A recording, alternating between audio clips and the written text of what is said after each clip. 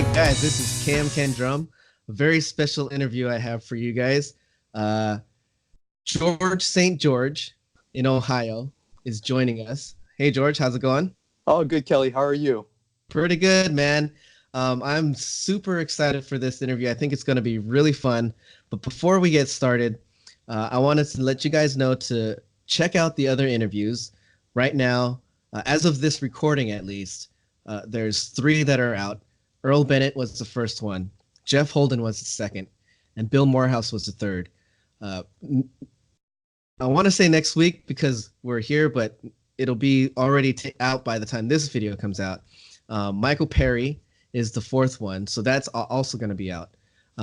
Hube, I also interviewed him. That will be out by the time this is recorded. And Zach's drums. So check those out. Those are all amazing interviews. Each one of them have been extremely different too. It's really awesome. These interviews have been going so well. But today we have George St. George, who first of all, I idolize your channel. I think it's an amazing channel. I watch it every time a video comes out. I make time to watch it because not only do you play the songs with such power and emotion, but the technique is there as well. The feel is there. And you basically are kind of the antithesis of who I am as a drummer. I am more of like a feel drummer. I like to be laid back and kind of like sink into the beat, whereas you are more of a technical. You're not just a technical drummer. You also have the feel, but you're very technical in your covers for Rush covers and your Phil Collins covers.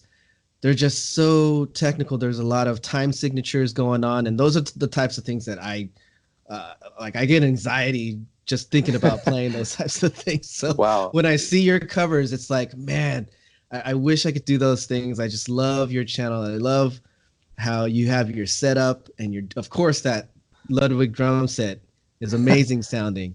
Oh, So yeah, I just want people to know that yeah, I idolize your channel. A lot of the things, and especially the ideas that you've come up with for your videos. A lot of the stuff I've either borrowed or straight up ripped off. I want to say thank you, man. well, what did they say?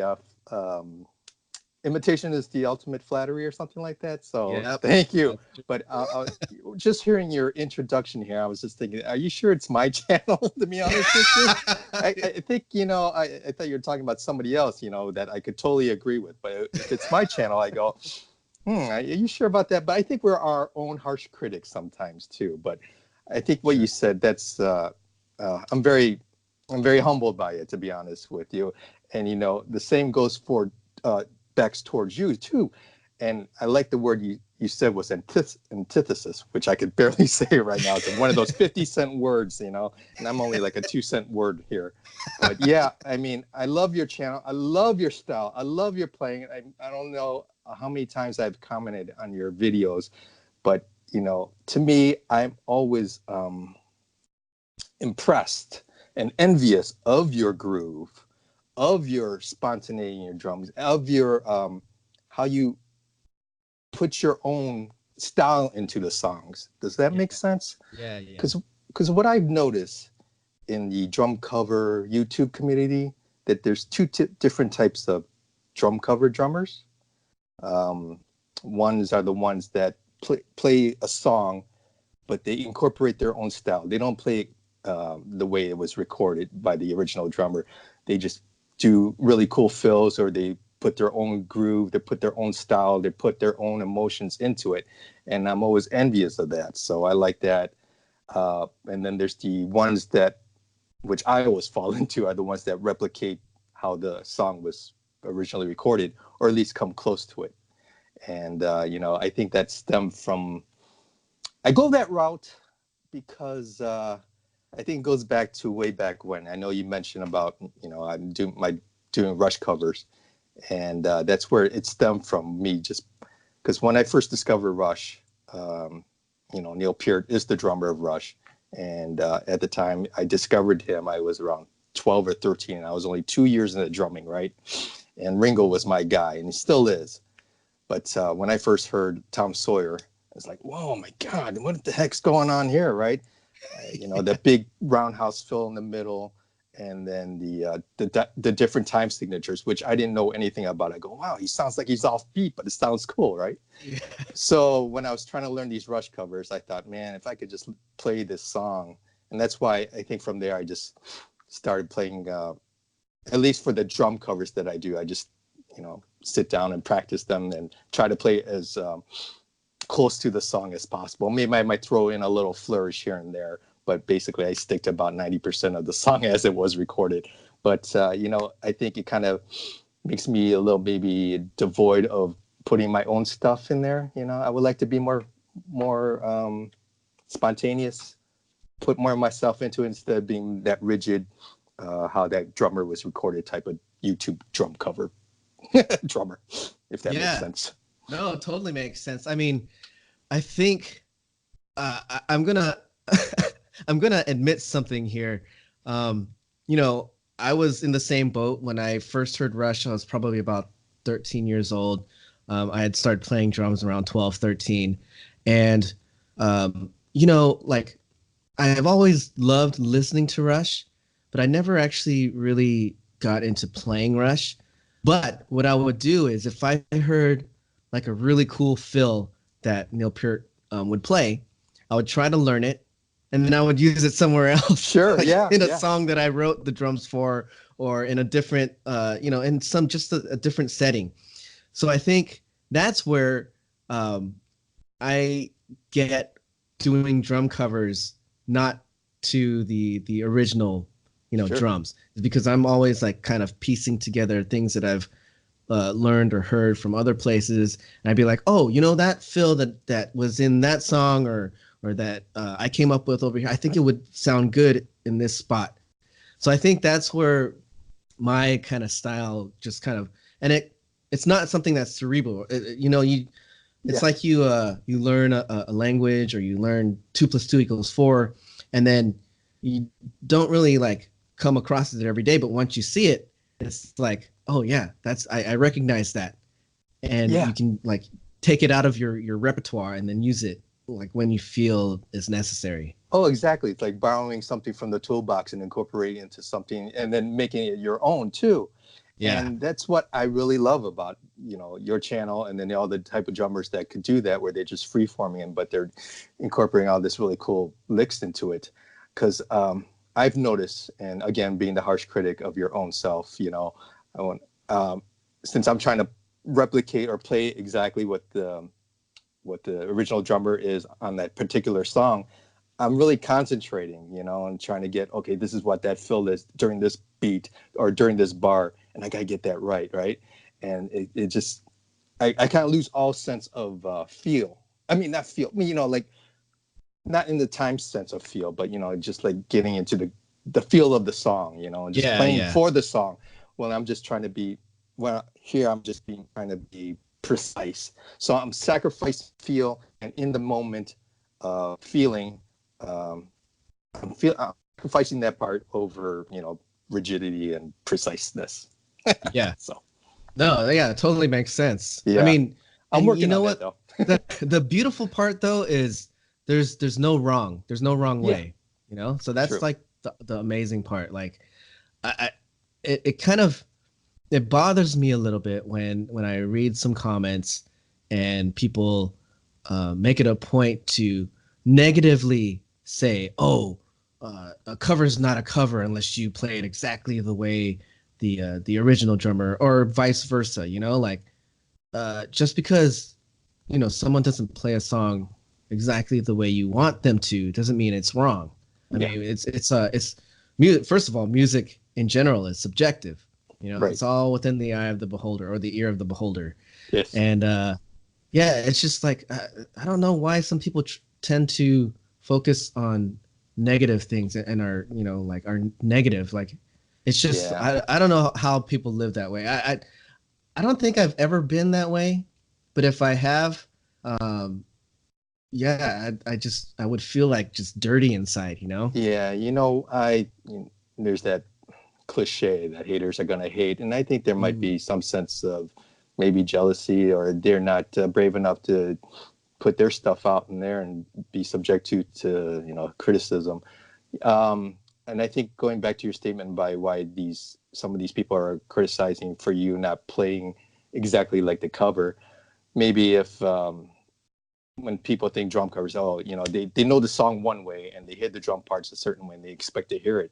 But when they see a cover and then the guy's just doing his own thing, which is, I think, admirable too, they go, maybe they feel disappointed by that. So maybe if somebody renamed it drum interpretation instead of drum cover or something like that, maybe it might give them a sense of impression. Okay, this is not going to be a note for note cover, but this is my interpretation of how I feel this song should be played. Who knows? But but getting back to those people that, there's a thing called constructive criticism, and that's where people they say, okay, yeah, you did really good, but you could do this better, or if you tune your drums a little bit better, you could get a better bass drum mix. Okay, that's a good criticism that I could work on, right? Oh, your timing's off, which I always get, and I have to admit, my timing is really terrible. wow. Yeah, because I know. I remember one time I asked you on one of your videos, how do you get such a good groove? How do you get such a great sense of timing? And then you go, oh, well, I practice to a metronome. I go, oh, that makes sense, right? I mean, so it's a beautiful but simplistic answer. And I have to admit, I've grown up where I never practiced to a metronome. I never been in a studio. So I don't ever record with a click track. So I don't know. I don't even know if I could do that with that constant click in my ear. But I know I need to work on that. So I will. But I like to think that, playing along to a song might be my metronome. Is that, especially if it's a Ringo, if it's a Beatles song. I know I can't put a Beatles drum cover on YouTube because that's not allowed, but I just love Ringo's timing. He gets a lot of slack. He gets a lot of flack for, oh, he's a simplistic drummer, or he's one of the luckiest guy for just being the Beatles. But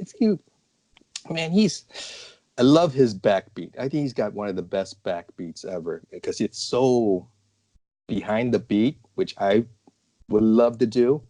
And, and his drum patterns, the stuff that he came up on some Beatles songs, like, if you mix out the guitar, bass, drums, vocal, or not the drum, but you mix out the other three guys in the band, and you just isolate the drum track, and you would know what song it is. I mean, you could isolate "Come Together" by the Beatles, and that it's the song, or "Ticket to Ride," where it has that syncopated drum pattern, and it's Ringo, right? It's like, oh my God, I mean, he's the one that got me into drumming, and I still love him to this day.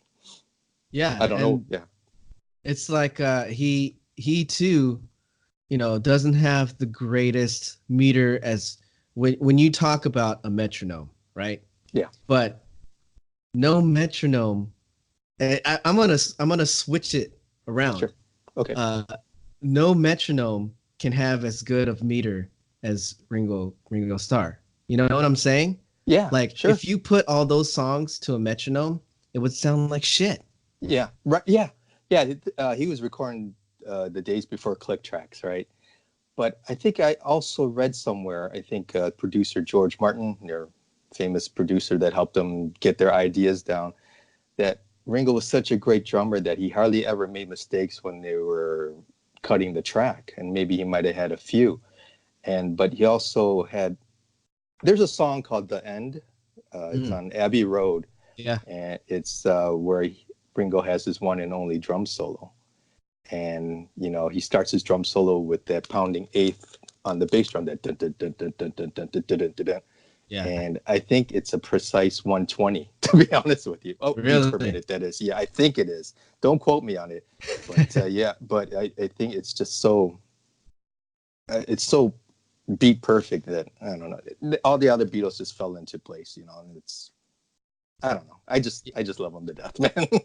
Yeah, it actually that's actually one of my drum related questions. So yeah, sure. We're gonna have to, I'm gonna have to ask some other questions because you kind of already answered that one. Whether or not you use a metronome. So no, but yeah, I'm working on that though. I should, I got a E kit. I got a Roland E kit, and there's a Nice. little click track or there's a click button where you can have the LED or the, the sound itself, and I should play along to that because I really need to work on my timing because I rush a lot. Well, I guess that's why I'm a Rush fan, right? Yeah, come to think of it, go figure, right? So yeah, so I mean, even on some of the early videos, and I just see I'm just way out of time. I'm just so ahead of the beat, and man, if I could lay back more, and if I could have that deep in the pocket feel like you do, or man, I would die for that. I'm trying. I break my wrist trying to come down on the backbeat of Ringo or Charlie Watts or John Bonham, especially. What a groove, man! Yeah. And the only way these English drummers, I just, except Keith Moon, I don't think he was like way out. I don't think he was like behind he was on another plane. But yeah, Yeah. like when I hear like the groove on the Rover by John Bonham, Led Zeppelin, and I'm trying to come down on that backbeat. The only way I know that I could do that is like if I try to play a flam type, where Mm. where my left hand's coming down milliseconds later, and but that's hard for me. But for you, that's probably nothing. It's like, oh yeah, Well, I could do that. we were before we actually started recording this, we were talking a little bit, and um, I mentioned that the grass isn't always greener, man. Yeah, true. Yeah. Like Yeah, you wish that you could lay back. I wish sometimes that I could go forward. But in the end, I think we are where we're supposed to be. yeah, that's true. Well, yeah, and between the two of us, we're right there. I mean, we're right in the Yeah. middle. We're perfect. So there you Yeah. go. All right, it's awesome. Yeah, but good point. Yeah, you're right. I again, I think everybody finds. Well, let's put it this way: with drumming, there's always things that we could work on and get better at. So it's always a constant learning, and I'm finding that out. So, Yeah. So okay, and so we can learn that's from a others too. Yeah. it's a great segue into my first question that I Sure. always ask no matter what, Okay. because I guess that's just the thing that people want to know first off and most, which is how long have you been playing the drums? Okay. What time is it now? You got about an hour. No. How long have I been playing drums? I would say since I was 8 or 9. Oh, wow. So I'm 51, or I'll be 51 soon. So do the math. That's what, 42, 43 years. However, let me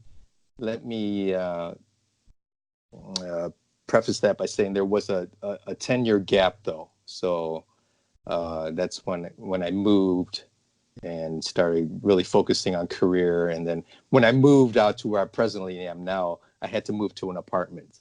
So of course I had to give up drums because, Yeah. there was no way I could play, especially when you could hear the sound bleeding from the walls at times. So that's why there was like a 10-year gap. I mean, eventually I got to the house where I'm at now, but I didn't bring my drums over with me.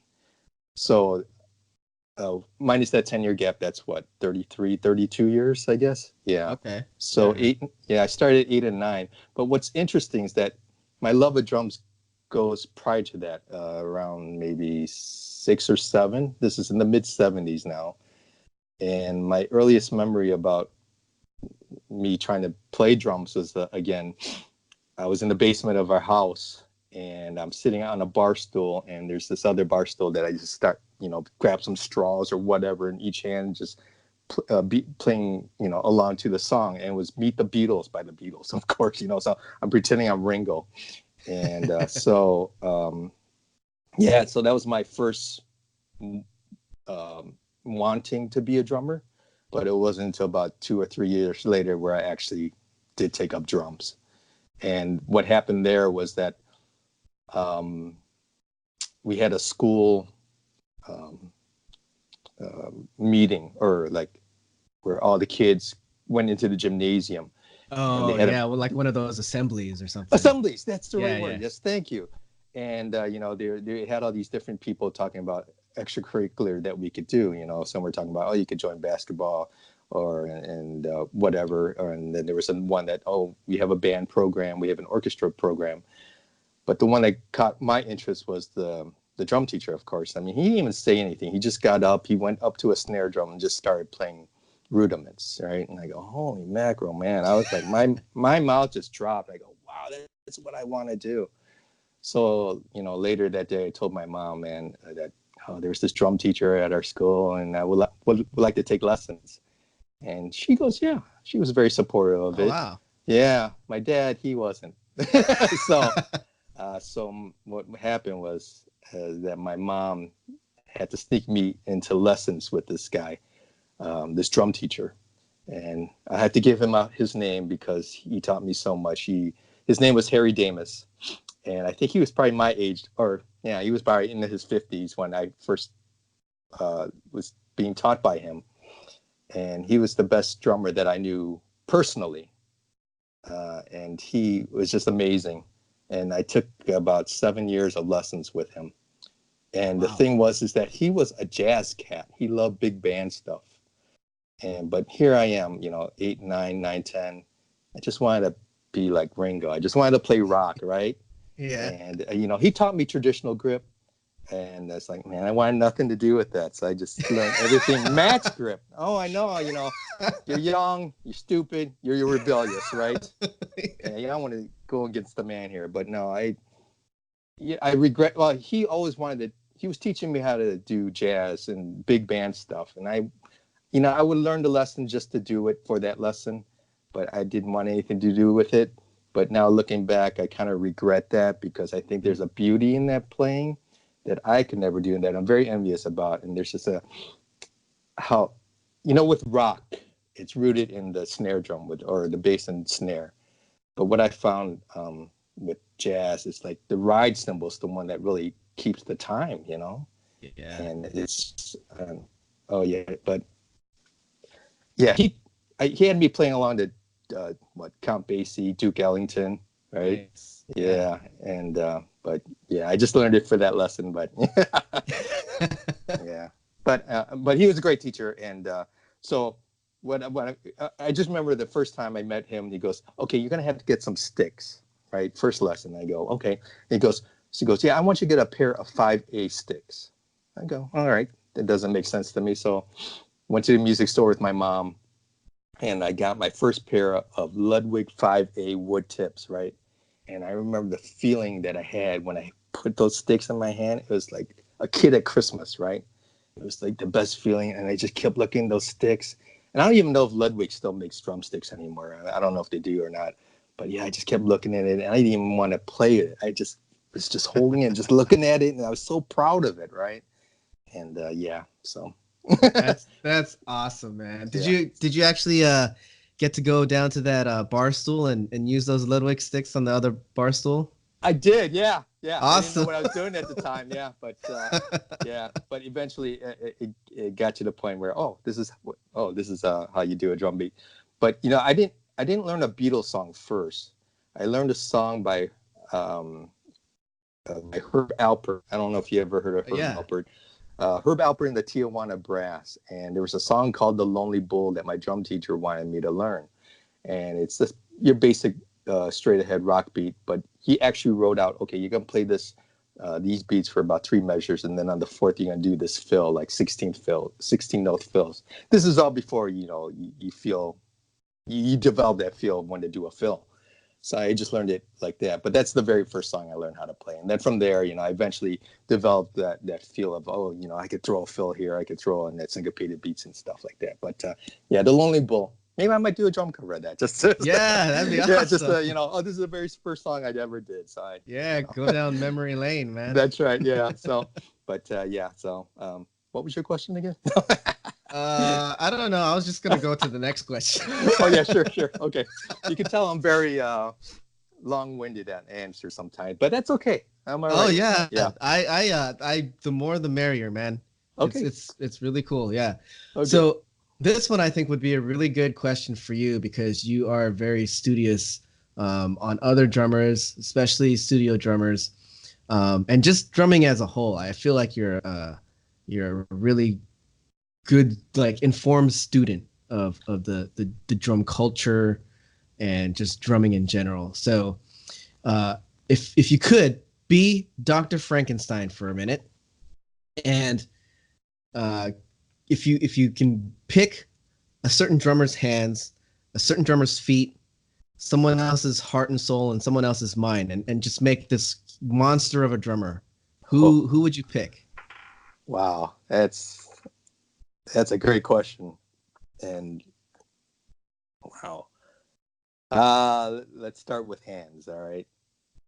Um,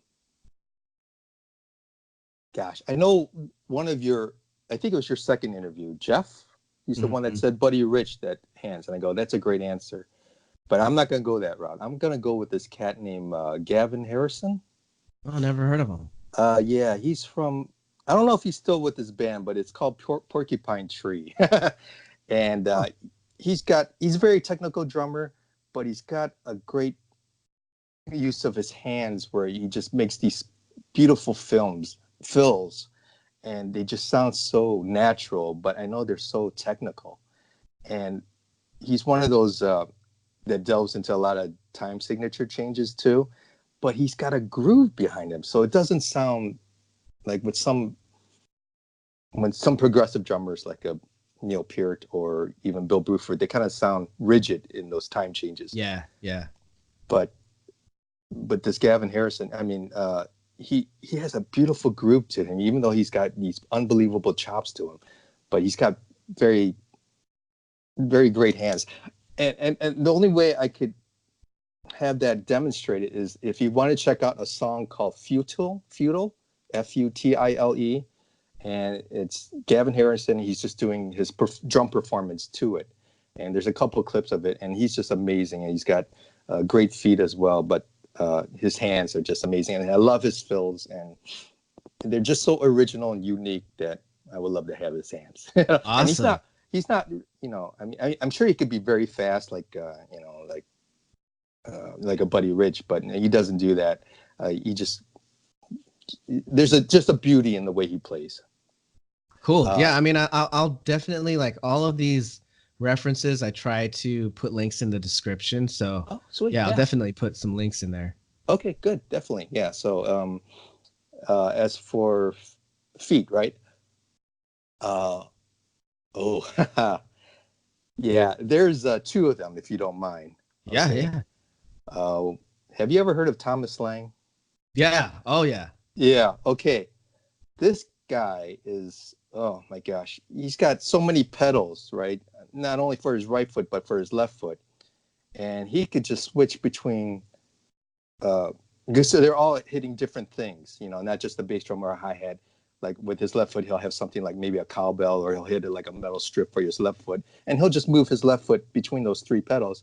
And then his right foot is just hitting maybe another hi-hat or another secondary bass drum. And he's just moving it. And he's creating this ostinato with his feet while playing this really technical stuff overhand. And then if he does double bass, he could do like paradiddles and like maybe what 200 beats per minute, like they're nothing. Or he could just do a 1 foot left-footed roll on a bass, and it sounds like a double bass. I think that's just I love his his footwork, and it's just amazing to watch. So and he's just amazing. So that's part one of the feat. The second one is another guy. I don't think maybe the extreme metalists might know him. There's a guy named George Callias, Hmm. and he's from a band called Nile, and he's got amazing double bass where I think he's playing up to like 280 beats per minute, and it's just Wow. super fast. It's just like, and it's very extreme metal. I mean, it's like it's like that very fast speed extreme blast type, Yeah, yeah. and it's not really my music, but I just watch him for his feet work and his hands work, but his feet primarily. And they got that isolation camera on his feet, and it's just like, oh my god, I didn't know it's humanly possible. So yeah, so those two guys. I love their footwork, and I would love to have that type of ability. But I struggle with my feet, to be honest with you. I'm happy if I could do a 16th note double bass during a song, maybe at 120. If I could Didn't do you it. have a drum video of you working on your feet? Yeah, I did. Yeah, that was hard. And then yeah, I was trying to do up to 180, and probably all these metal drummer goes, oh, that's nothing, right? But to me, that's something. I'd be happy if I could do it at 120 consistently for 2 minutes. I could barely do it at 60 minutes. I say that kiddingly. I also did a video. I did a Metallica song, early Metallica, and it was a song called Battery. And there were a couple breaks in there where, Lars Ulrich's going heavy duty on the bass drum, a double bass blast. And I remember just practicing the heck out of that, just try to get to that speed. And then, yeah, I just did it for that video. I barely made it alive. Yeah, like by the time the song ended and I turned the camera off, I collapsed on the floor. Right?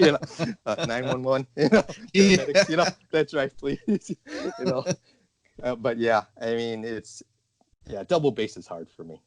Yeah. It's probably nothing, right? But no, you know me, what? I struggle with the double bass too, man. Yeah, it's hard. I seriously do. Yeah, it's left foot. My left foot, my left hand. It's complete crap. So. Oh, I know. Same here. It's always a work in progress. It is. I agree. So yeah, those Thomas Lang and George Kollias. That's Kollias. Cool. The other one was Mind, right? Mind, and then Heart and Soul. Heart and Soul, right? Okay, I'll go with Mind, and I have to say Neil Peart. I just love the way he composes on the drums. Yeah. And he just has all these great fills that just work within the song. And I think I remember reading something about Neil Peart, or at least he had a Modern Drummer interview, that when he gets the skeleton of the song, when he first gets the song Skeleton from Geddy and Alex, he'll sit behind the drums and he'll just throw in everything he could to see if that works within the song. And then by process of elimination, he'll get rid of this, and then he'll just stick with what will become the final version. So that's why when you see Rush live, he always plays what he played on the studio. The studio version, he replicates it live. Yeah. What he did on studio, because he spent so much time and effort and energy in trying to find the right parts for that song that, okay. So I like the way he composes on the drums. The beautiful fills on La Via Strangiato. There's a great drum break in there. It's like, oh my God, I never would have thought of that. There's another great drum break in Leave That Thing Alone off of Carter Parts. It's like, oh my gosh. I mean, to me, I would just probably do 16th notes. Here he's throwing in I don't know, I couldn't even tell you, dotted 16th notes or something like that. It's like, wow, I never would have thought of that. There's just a genius in to me, just a genius in what fills he decides to do. So in that mindset, I love the way he composes on the drums. Yeah. So. Yeah, totally. I agree. Heart and Soul, right? I'm going to, most people would combine Heart and Soul as one thing, but I'm going to go different. I'm going to divide them. Okay. With Heart, I'm going to go with Stuart Copeland, right? And the reason I say that, because he has the veracity in his playing, that he's got a great gusto to him, but he's got such a unique style that I just love. And if you ever watch some of the early Police videos, or even, even during their Synchronicity tour of 1983, there's just a great drive in his playing. There's a great sense of urgency in his playing that, he really drives the band along, but in a good way. And I think there's a clip actually where Andy Summers, who's their guitar player in the Police, he's turning back to Stewart and he's mouthing to him, slow down. So yeah. And but I just love the tenacity in his playing, and there's a lot of drive to it, but I'll have to go with his Heart, and I just love his energy. Yeah, awesome. As for Soul, when I think of Soul, I think of a great drummer with a groove, right? Get somebody dancing, get somebody head bopping, or something like that. And even though it's not soul music per se, I'm gonna go with John Bonham. I love his groove, right? Yeah, he's got the fattest groove I've ever heard. He's been a sample drummer, particularly for that drum beginning of When the Levee Breaks. I mean, that dun dun dun dun dun dun. That's such a I can see why the hip hoppers, you know, sampled that to get a drum beat going. It's a beautiful groove, and it's got that laid back backbeat that's just amazing. And like I said earlier in our interview, the Rover's got a great groove to it, even though it's a nice heavy song from Physical Graffiti. I mean, there's on YouTube, which is great. You could hear isolated drum tracks Yeah. of certain drummers, right? And there's a couple for John Bonham. And I was listening to the isolated drum parts to Whole Lotta Love. And oh my gosh, that is such a great groove. I mean, it's just listen to the drum beat on that. It's like, oh man, they should sample that for a hip hop song or something like that. It's just a beautiful groove, you know? And there was another isolated drum track of All My Love, where you could just hear Bonham just laying down that really great, even though it's a little bit more of a slower song, but still got a great groove behind it. And then you could, while he's playing, you could hear him grunting. He's like really getting into the song. Yeah, I don't know. You seen it, right? Or heard it?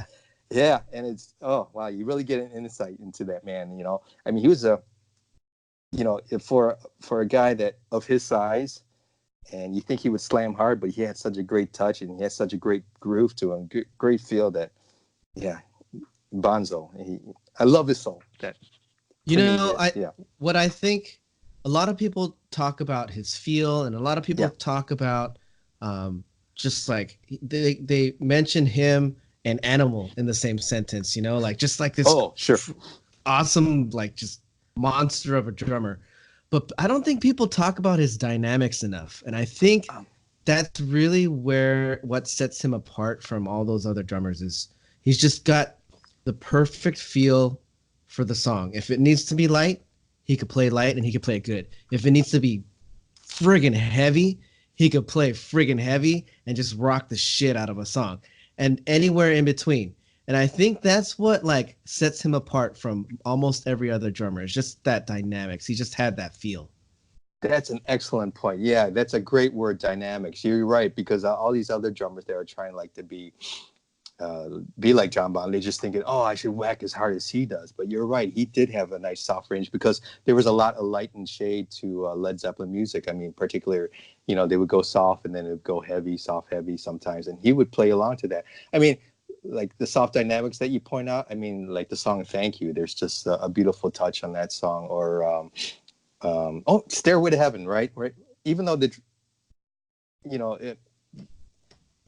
when he first comes in, right, it's just a flam, a tom, right? And it just sets up the groove perfectly, but it's not a heavy bump, bump, bump, bump. It's like, and it just works out perfect. You're right. I love that word, dynamics. Great point. Yeah, it's the song that really does it for me, and I'm a shuffle guy, so Fool in the Rain. Definitely. Oh, shoot, yeah. It's like you gotta have that left hand where you can just hit that backbeat and then just tap for the ghost notes. And ghost notes, yeah. When you can do that like the way he does and the way Bernard Purdy does and Jeff Porcaro, dynamics master right there. Oh, sure, I know. Well, you did a pretty good job yourself, if I remember. I think, didn't you do Rosanna, right? And I tried to do it. Tried. No, you killed it, man. You had that left hand going really well, too. So you had the great shuffle feel on that. And, I was really impressed by that. So you got it, brother. That's the one beat I think I tried to, because I don't know, there's something about locking into that groove. I just get locked into it, and once I get locked into it, I could play it for days, man. It's just so fun. So you could go so many places with that groove. Yeah, I should work on that too. I think I will work maybe tomorrow. Thanks for giving me the idea. Yeah, awesome. You know what's interesting though? You know, I mentioned all these drummers, but you know what's interesting? I'm gonna go off on a tangent here because I like the part where you asked me about the heart, mind, soul, hands, and feet. Well, I want to go off on a little tangent by giving you like the drum sounds that I would love to have. Meaning like, okay, I would like to have this drummer's snare sound or this drummer's tom. Okay, so I hope you don't mind. So, because that just kind of popped in my mind with all these questions that you asked. So maybe I'll just go off on a tangent here and just say, if I had to choose a person's snare sound that I would love to have, it's going to be between two people. Stuart Copeland, right? Yeah. I love his tight tuning. It's like that great snare crack. And I know he takes it tunes it really tight on his snare as well as on his toms. So you get some high tom sounds. But that whack on that, I mean, just even the beginning of every breath you take. I mean, it starts off with that snare drum right away. It's like whack, you know. I mean, that sounds like a firecracker or a gun or something. Yeah. Or Driven to Tears. It just starts off with all these flams, dun, dun, and the snare sound on that is just, oh, I love that snare sound. So I like his snare sound, but I also like. Oh, what album though? Because I feel like with Synchronicity, the snare sound is a little bit different from something like, say, Zenyatta Mandata, which has more of like a ring to it. Yeah, I agree. Yeah, I mean, there was more of a pop and crack on Zenyatta Mandata. I mean, even on Don't Stand So Close to Me, Driven to Tears, you know, the do do do da da da when you say like dun dun, those accents there. Yeah, I think the snare drum on that album particularly, I really dig. You know. Yeah, me too. But the second person I like for a snare sound would have to be Alex Van Halen. Oh yeah, very original. Yeah, and it's a complete opposite of Stuart Copeland because it's very deep and I hate to use these two words together, but throaty, right? And, yeah. Do you know what I mean, though? I mean, it's so deep and it's got a great, like, if you hear the snare sound on I'll Wait or even Pretty Woman, it's got that nice deep tone to it. And I don't know if he's using a Black Beauty snare because I know he's a Ludwig player. And I think there was one time I saw a picture of him behind his snare drum, and it looked like it was all duct taped on the head. Oh. So I don't know if that also plays to his unique snare sound, but I just love that deepness to his sound, or that snare sound. So that would be for my snare drum. As for tom sound, the tom-toms, I would have to go with Danny Carey of Tool. Do you know? Yeah. Okay, and I've been listening to a lot of Tool because as of recent, they finally are starting to stream their music. Well, so they finally came of age, right? So now I could call up, oh, hey, can you play Tool? And so I've been listening to a lot of Tool, and they're going to have a new album later this year or later this month in August of 2019. So I've been listening to a lot of Tool, and the thing with Danny Carey is that he plays a lot of tribal patterns on the toms. And I just love the sounds that he's getting off of that, and it's just very nicely tuned tom sound. So I like that sound. As for bass drum sounds, I would I would have to go with Lars Ulrich of Metallica. Yeah. Because I think as bad as the mix was, and I put bad in quotes, about the And Justice for All album because it was very dry and all, but I think that was the very first time where they really turned up the bass drum mix for metal, and now that's kind of like the go-to template for all these other metal bands, but how they dialed in the drum sound, and then subsequent albums of Metallica, you can really hear the bass drum sound, and particularly this last album of theirs called Hardwired to Self-Destruct. I really liked his bass drum sound on that. So I would, and the thing with Lars Ulrich, he gets a lot of flack too because he doesn't really practice, and he's sloppy, and his time wavers, which I can relate to, right? But he was very influential. He came up with those what eventually was what became known as thrash. He was the one that did that thrash beat, and he incorporated a lot of those triplet bass drums that are now standard in metal drumming. So and so I like Lars Ulrich for his bass drum sound. And then finally I'll have to go for the cymbal sound. I'm gonna go with I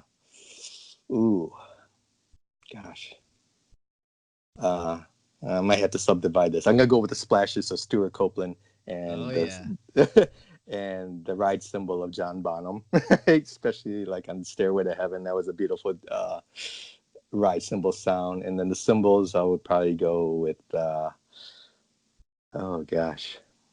who's a good basher, that's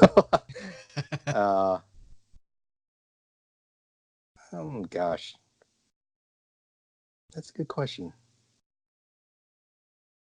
Well, I mean, I know you're a big Zildjian guy, right? Have you played any other brands? No, I have not. And the reason I went with Zildjian because that was the very first best cymbal I could afford way back when. And at the time I was growing up, I think there was only two cymbal makers at the time, Zildjian and Paiste. Yeah. And I think the reason I went Zildjian too was because I think Ringo played it, in the '60s, and they go, "Wow, he played." So, but then I found out John Bonham he played Paiste, Yeah. So, yeah, and I just stuck with, so yeah, when I could afford a real cymbal, because at the time I had these really paper thin, crappy cymbals, that you would strike it and it would break apart right away. It was like paper, right? And but yeah, so Zildjian, I just stuck with that. Cool. Yeah, I mean, I was lucky enough. My uncle was sponsored by Paiste, Oh wow. and the first real set of cymbals that I got were Paiste signatures. Oh So I was kind nice. of like one of those spoiled kids. But being in punk bands and hard rock bands, I mean, those things broke like crazy. Oh, I bet. And eventually, when I turned 18, 19, and I was working part-time jobs and stuff, um, you know, I couldn't, I didn't have the Pisces deal as my uncle. So whatever sure. he gave me, that's all I had. Oh, nice. So when they started breaking, I had to buy cymbals on my own. And I went to Sabian for a little while, and same thing. They were not too sturdy. And then I switched to Zildjian, and I mean, they would last twice as long as any of the other cymbals. So I've just been playing them since that. I've almost 15 years now. Oh, that's great. Yeah, I mean, I love how they have different types of cymbals for whatever you want. And I always go with the medium weights because I like to think I'm a heavy hitter, but maybe it's just. But yeah, I mean, I love the A customs too. I think they got a nice brightness to them, and they just look and sound great. And I love the way they ring. And yeah, I just love everything about Zildjian. To be honest with you, I got I have an E kit. I probably told you that already. And what I did was that I was unsatisfied with the rubber cymbals that they had, so I just threw in regular, acoustic cymbals with them, and they're all Zildjian, and they're A customs actually, and I love the different various sizes that you could get with them too. I mean, I got a 17-inch Crash A customs, and I love the just the brightness of it, and it just sounds amazing. Not too many people play 17-inch Crash, right? Yeah, You usually get a 16 or 18, but 17-inch. Oh, that's awesome! Yeah, let me try this. So I'm happy about it. But yeah, it's just been with Zildjian ever since. And I think the first time I got a Zildjian cymbal was probably mid '80s, or around that time. And I just been with that. I'm talking like having an endorsement deal, right? No, I should let me rephrase that. I've been playing that Zildjian since that time, so that's what 30 years now. Gosh. yeah. I mean, I love the way Pisces sounded. I love the way they looked. But when you don't have an endorsement and you need to really like find something that lasts, Sure. Yeah. it's Zildjian all the way for me. Like I think last year was the first time I cracked a Crash cymbal in, I want to say, 10 years. Now, of course, Nice. I don't play as much as I used to, like when I was younger. Sure. But still, to go 10 years and not break a cymbal, that's pretty good. Yeah, that is really great. Also talks about good technique that you have too. You're not just a basher, Yeah, that came with age. Yeah, I know. That's right. Same here. Yeah. Age and a being conscious of my wallet and how thin it is. Yeah, that is true. Unfortunately, I know. Same here. I relate to you, brother. Yeah. Same here. Yeah. Okay, Yeah. I want to get into a couple of more drum questions before we sure, move definitely. on to the other sections. I believe you use wood tip, but you prefer wood over nylon. Do you have anything against nylon? Actually, no. I do use nylon tips. You do use nylon. I Oh, do. that's Yes, awesome. I do. Okay. Yeah. I know all the Why? other drum. Good question. My reasoning was way back when it's like, nylon tips, probably would make my cymbal sound brighter, particularly the ride cymbal. So I just tried it, and to me and to my ears, it just sounded, yeah, okay, there's more of a ping to it than I thought, and I just stuck with it since. But the funny thing is that, I'm not really using more of the nylon tip. I'm using more of the tapered end for hitting the bell of the cymbal or the hi-hats. Yeah. I'm not really using the nylon tip, but I just got so used to the nylon tip that I just keep with it, although my very first pair was a wood tip though. So, and I know there's probably a debate that, between wood and nylon, and most drummers would go wood. And I think, because I think it's a better striking to the heads and all that, and I believe that. But to me, maybe it's aesthetics too. I just like the look of it. So, but me, I like it because to me it makes my cymbals resonate. At least that's what I convince myself.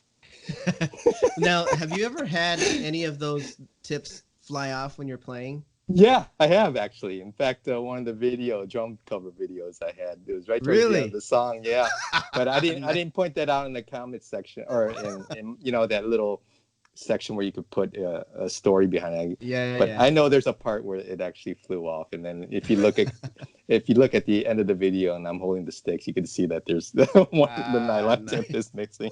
But I'm not gonna tell you which video though, so you guys are gonna have to find that out on your own. Awesome. Because I mean, it's bad enough. I think there's one drum cover where I actually threw in like a blooper reel at the end where I was just playing the song, and all of a sudden my stick flew out. I was like, oh, okay, I'll just throw that. I think I saw that one. Yeah. That's one of the things that I love about your channel, man. You like leave little Easter eggs here and there.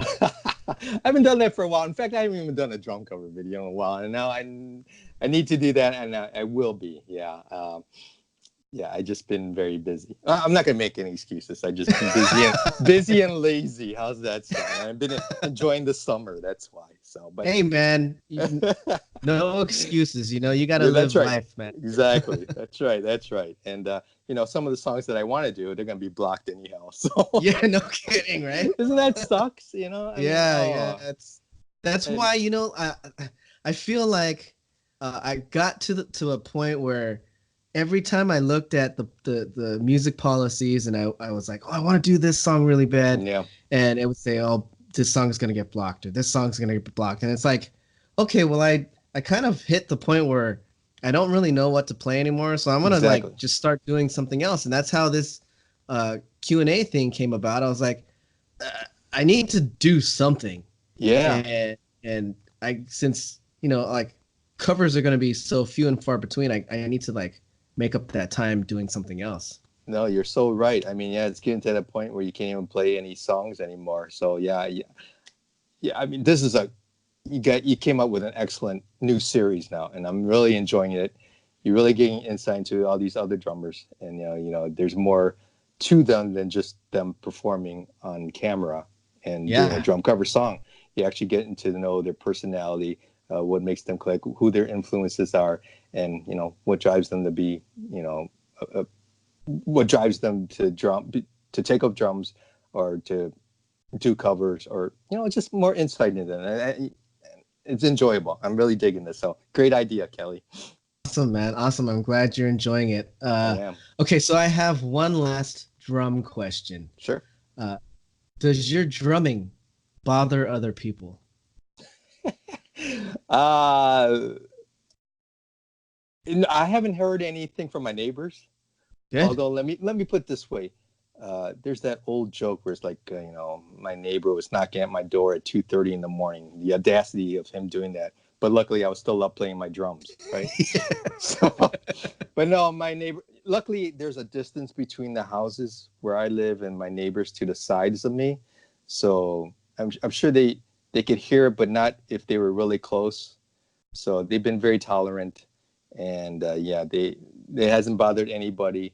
And I'm single, so the only person it would bother would be me. And what about if you ever go, like, let's say you're at work and you kind of are in like a lull or a waiting period, and you start like tapping on the table. Does that ever bother anybody? Do you do that? I do. Believe it or not, I tap in everywhere, from desk at work to the car, even at home, anywhere really. And no, I mean, no, I haven't been reprimanded by that, not by my managers or anybody. maybe they like the tapping I'm doing. I might be tapping out a good rhythm. Yeah, I see awesome. like maybe peripherally, I'm seeing them dancing. so, so okay, either they like it or they're just playing with me. But no, Cool, yeah. cool, To answer man. your question, yeah, thank you. Yeah, that's awesome first set of questions. I want to get back. I want to get to this next section where I role play and I am playing an employer looking to hire somebody. Okay. So if you were looking for a job, one of the questions that I would ask is, what are your strengths? Whew. Wow. I would say my strength is probably okay. I'm gonna say the 3 Ds. Okay. Dedication, diligence, and discipline. And what I mean by that is that if if I'm given a task to do, I'll attack it with a lot of fervor, and I'm very dedicated and focused to see it to its completion, right? And I think that also falls into diligence. I'm just like, okay, I'll make a priority. This is what I need to do, and I'm going to follow through on it to make sure that it gets to what it needs to be done. And then what I mean by I said diligence, dedication, and discipline, right? I guess Yeah. those are all synonyms, aren't they? And I think that also goes to I'm one of those that if I don't know something, I'll have to research it, and I'll do the read up on it, and I'll watch videos if there's a video on how it should be done, because I want it to be right, and I want it to my personal satisfaction. And that's in every discipline I've done, particularly like with starting a YouTube channel or just starting a drum cover videos. I thought at first, you just turn your phone on and then you sit behind the drums and record yourself playing to that. Then I realized that, okay, the drums are overpowering the music or whatever, or the sound on the phone is very muddled, and then so I had to read up about the DAWs. I didn't know anything about that, and then I also had to read up on how to mix and edit and put them all together. And so I was reading that while also watching YouTube videos, and oh my gosh, there was a lot to take in, but it helped out greatly because I wanted to make a channel that was somewhat watchable. And so that's one there. And then there's there's this thing where I bought a punching bag, right? And I think that kind of ties in with hitting things. Drummers hit things. And so I bought a punching bag just to maybe blow off more steam or something like that. But I wanted to make sure that I was doing it right, because people are just going right away, just hitting it, but you don't really take into consideration the form and the angle or where you need to hit with your punches, right? And so me being the way I am, I had to read up on it because I wanted to make sure because I didn't want to do my first punch and my hand's broken already, right? So I wanted to make sure that I was doing it right and properly, and I was watching videos too, and I was also getting some tips and advice. So I think from there, that's my strength. I just try to make sure that before I start something, I want to do it right, and then become dedicated to it, and so that's my strength, I think. Yeah. All right. Awesome. Great. Well, what about any weaknesses? You have any weaknesses? Yeah, I do actually, and I'll be first to admit this. I get impatient at times. I want something done right away, but if it's not to my satisfaction, it's like, oh, damn, I think there was one video I did. Oh, it was a police song, and I was having a hard time coming in when Stuart was coming in. And I think I threw in a blooper reel at the end, and I kept missing that part, and it's like, oh. And by the time I'm like swearing already, I'm throwing out the F words and all these other unmentionable words, right? And so, yeah, I could get impatient. So, yeah, in that sense, in a character sense, yeah, impatience, that's a weakness. As for drumming, let's see, left foot, yeah, like you said, left foot, left hand, double bass, timing, that's so those are my other weakness.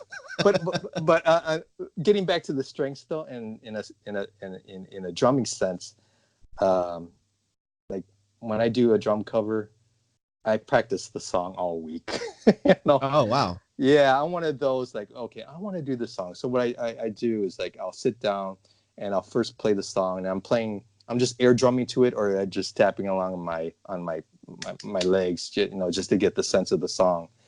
And then by the time, I'll steadily progress to where I'm feeling comfortable air drumming it. I'll move it to the E kit, the electronic drum kit, and play along to that, and then get my nuances and fills, worked out there. And then finally, by the time, it's time for recording, then I'll sit behind the kit, and I'm hoping that I'm prepared. So, so that's, again, that disciplines diligence and dedication for the strengths. Man, that's so That's how awesome, I man. go about it. That's how I Yeah. go about it. You Yeah. know, it's funny because I've interviewed 5 other guys now, maybe even 6. I've already lost count, but which is bad for a drummer. But Good point. each person has a completely different approach to their covers. Like Hube, for instance, Hube 83 drums. Uh, he just sits down, plays 2 takes at the most, and puts it up. Wow, that's No, awesome. no preparation, no anything.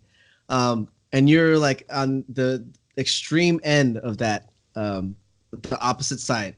So to me, I can kind of relate more to you because one of the other things that I do for a living is I do a lot of writing, and Nice. with writing, you have to come up with your first draft, and then the bulk of writing is really editing. So the perfect example of this is Ernest Hemingway. So if you read an Ernest Hemingway book, he's really economical with his words. His sentences are very succinct. They get straight to the point, and that's basically how his books are. They're very succinct, straight to the point, no nonsense. But when I was living in New York, I was lucky enough to go to the Morgan Library, and they had this exhibit on Ernest Hemingway, Wow. and they had original manuscripts of all of his books. And for one, I think it was the Sun Also Rises. He had like 10 or 12 different endings, and they had them displayed. They were all handwritten. Oh, nice. And so, like, if you knew the book and you knew how it ended, you can read all the different endings. They had it all displayed up there, Oh, how and they cool. all ended completely differently. Wow. And he just decided to go on the ending that's in the book.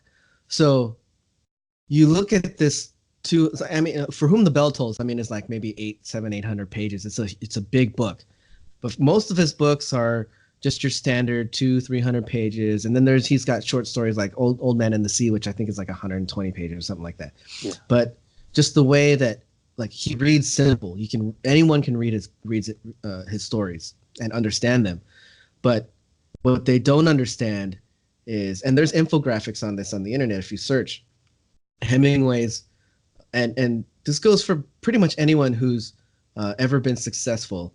Uh, People only see, like, it's the iceberg effect. People only see the iceberg, that the part that's out of the water. But what's under the water is 70-80% of that iceberg, all the hard work that goes into what comes out into the public. So to me, I can relate more to you with a lot of the preparation and the dedication that you're talking about, because a lot of times people they only see the 3 or 4 minutes of the drum cover, but they don't see the hours of the editing, the video editing, the practicing, Oh, the yeah. takes that don't make it. Exactly. Yeah. The whole process of it. Yeah. It's immeasurable, the hours that you put in to prepare for those, like you said, 3 or 4 minutes. So yeah, there's more to it than just that, what you see or what you get. But getting to your Ernest Hemingway, that's a great story. I unfortunately, I'm not much of a reader. I did read Old Man in the Sea, but I did read one short story by Ernest Hemingway, and it only consisted of 6 words. Do you know this story? Oh, yeah, yeah. Yeah, the for sale baby shoes never worn, and I go, wow! In 6 words, you get the whole gist of it right there. But it Yeah. leaves questions like, oh, what happened? exactly. Wow, that's amazing. Oh, I good. think that was voted at one point the best shortest story like ever written or something like Oh, that. I believe it. I believe it. I could see why. I mean, geez, yeah, I mean, you just talking to me, I can't even get more. I mean, I get more than 6 words, but I can't condense anything into 6 words, you know? So, I but mean, wow, that's great. it takes someone like him to really do that. But that's like the Yeah. essence of how he writes. Um, Usually, when you read one of his stories, you have a lot more questions than Oh, wow. answers. So that's the beauty of it. He's probably him and Vonnegut are my two favorite writers. Kurt Vonnegut, did he write, what's his, His main book was Slaughterhouse Five. Slaughterhouse? Yeah, okay. I think I read that one, way back when. I think because it was an assigned reading one. So, Yeah, high yeah, school. I think yeah, yeah, that and like 1984, those books, yeah, all the high Yeah, school books. that's right. Yeah. A big book for me in high school was Cliff's Notes. Okay. Yeah. You want to hear a good story about Cliff's Notes? You know how they came to being? A long time ago, this old man, he didn't want to. Well, to make a long story short, never. Okay.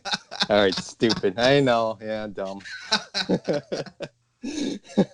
So we'll end that part right there. Yeah, you can't get any worse how, than that. I mean, how would you ever imagine two drummers talking about literary fiction? It's it's pretty Well, crazy. yeah. I mean, there's some. Well, that's interesting that you say that. I think the only person that I could also relate, and I know, oh, here we go, Neil Peart again. But the guy is a voracious reader, and I know Yeah. he reads pretty much anything by anybody. And I know he was a big fan of Hemingway, and I know he made a lyrical reference to Ernest Hemingway indirectly in a set of lyrics on a song called "Losing It." So I think he goes, "The writer stares with glassy eyes, defies the empty page. His beard is white, his face is lined, and streaked with tears of rage. Um, 30 years ago, how the words would flow with passion and precision, but now his mind is dark and dulled by sickness and indecision." And I guess that kind of describes Hemingway right there. So, Yeah. yeah. Wow. Okay. Wow, that's awesome. Thanks. Yeah. And no lyric sheet was in front of me. That was all, out of memory. The few brain cells that I did have. So I guess I still do have recall. Yeah. Great. Man, that's impressive, man. Oh, thanks. Yeah. You can add that to one of your strengths. Oh, there you go. Okay. Yeah. And I didn't even realize that. But thank you. All right. I will. I'll have to remake my resume too. Yeah. Don't worry about it. You're hired, man.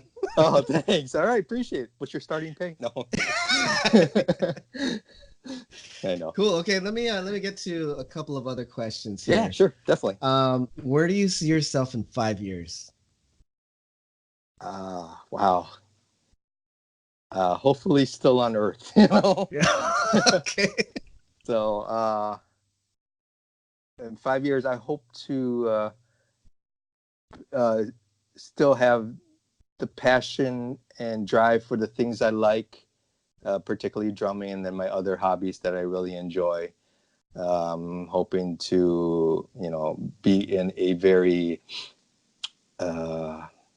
peaceful state of mind and body, and I hope to also be still in good health. Yeah. Yeah. It'd be more of personal satisfaction instead over, financial or anything else or materialistic. So 5 years time, I just want to be more self satisfied in things that make me happy. So, okay. I have this is an aside question. It's not part of the format here because what you just said made me think of this question because most people would say they want to just enjoy like exactly what you said. They want to enjoy the things that they enjoy and still find joy in that in the future. But what about are you open to like new things? Like maybe in 5 years you aren't interested in the drums anymore. Uh, would you be open to being interested in something else so long as it makes you happy? Oh, yeah. I mean, like right now I'm kind of getting myself into boxing, right? Uh, it's just I never was into that before, but I just kind of got into it. So I've been watching some MMA stuff, and I also been watching some boxing. And I've really been getting into Bruce Lee, his films, and I just love his power. I love his quickness and just his physique, his training methods, his philosophy, his style of martial arts. Let's put it, if it wasn't for Bruce Lee, we wouldn't have the dojos of today. We wouldn't have mixed martial arts, because he wasn't just regimented to taekwondo or karate. He incorporated a lot. He incorporated from boxing. He goes just find the best defense. It doesn't matter where you get it from, and that will help you out. So I hope in 5 years' time, maybe a new passion will come up. Because believe it or not, for all these years, I always wanted to take up bass guitar. Oh, nice. I find that a very interesting instrument. It's only 4 strings, even though there's a 5-string bass, there's 6-string. Ask Les Claypool, he's got like probably an 8-string bass. Yeah. The bassist from Primus. But I always wanted to play bass because I think it's a beautiful instrument. I love the tones that come off of it, and who knows? Maybe one day I'll find the time and dedication for it. Who knows? Maybe next year, maybe next month. But I'm sure. Maybe 5 years' time, I would love to do more traveling. I love to travel, right? I love to visit new places. The only part of traveling I don't like is the getting there and then the leaving part. I love being there. I just don't like if I had to fly or drive or any of that point, there's a big world out there, and I would love to see a lot of it. I mean, there's stuff in America I would still love to see too. Yeah, definitely. Cool. Okay. If you're not at it now, what is your dream job? Oh, wow. Yeah. Gosh, I always wanted to be a drummer in a band, right? Touring band. Doesn't matter if it's successful or not, but just to be in any sense of music, just drumming. That would be a dream job. And the other one was to be a pro golfer, because I thought, oh man, you're playing golf in all these places around. I mean, you're going around traveling the world and you're playing golf. How bad could that be, right? But then I realized, you got to be good. Yeah, that's awesome. Zach's drums, the same thing. He would either be a drummer or a pro golfer. That's interesting. Oh wow, really? Okay. The Yeah. sad thing is that I don't play golf anymore. So I should have said that my dream job would be to be a caddy at a putt place. Oh, you see that hole? You see that windmill there? How about a putter? Okay, yeah, all right. How about for this next hole? That's Tall Mountain there. How about a putter? Okay. So, that would probably be well, who knows? Maybe that could be when I'm 70 or something like that. In about 20 years' time, I could be that. But that's interesting to know because, again, I wouldn't have thought that of Zach's. I thought, I thought he'd be, you just don't know about other people, but it's always good to know. Exactly. I mean, I wouldn't have thought that about either of you. That's what's the beauty of these interviews, is just getting to know you guys, and there's so much more than just the drums, man. Yeah, that's right. Yeah, exactly. I mean, it's always nice to find out what other hobbies and likes they like. Yeah, totally. Okay, so I guess I'll do one more question from the job related thing. Does anything out there, whether it's in the workplace or just in life in general, does anything out there make you uncomfortable?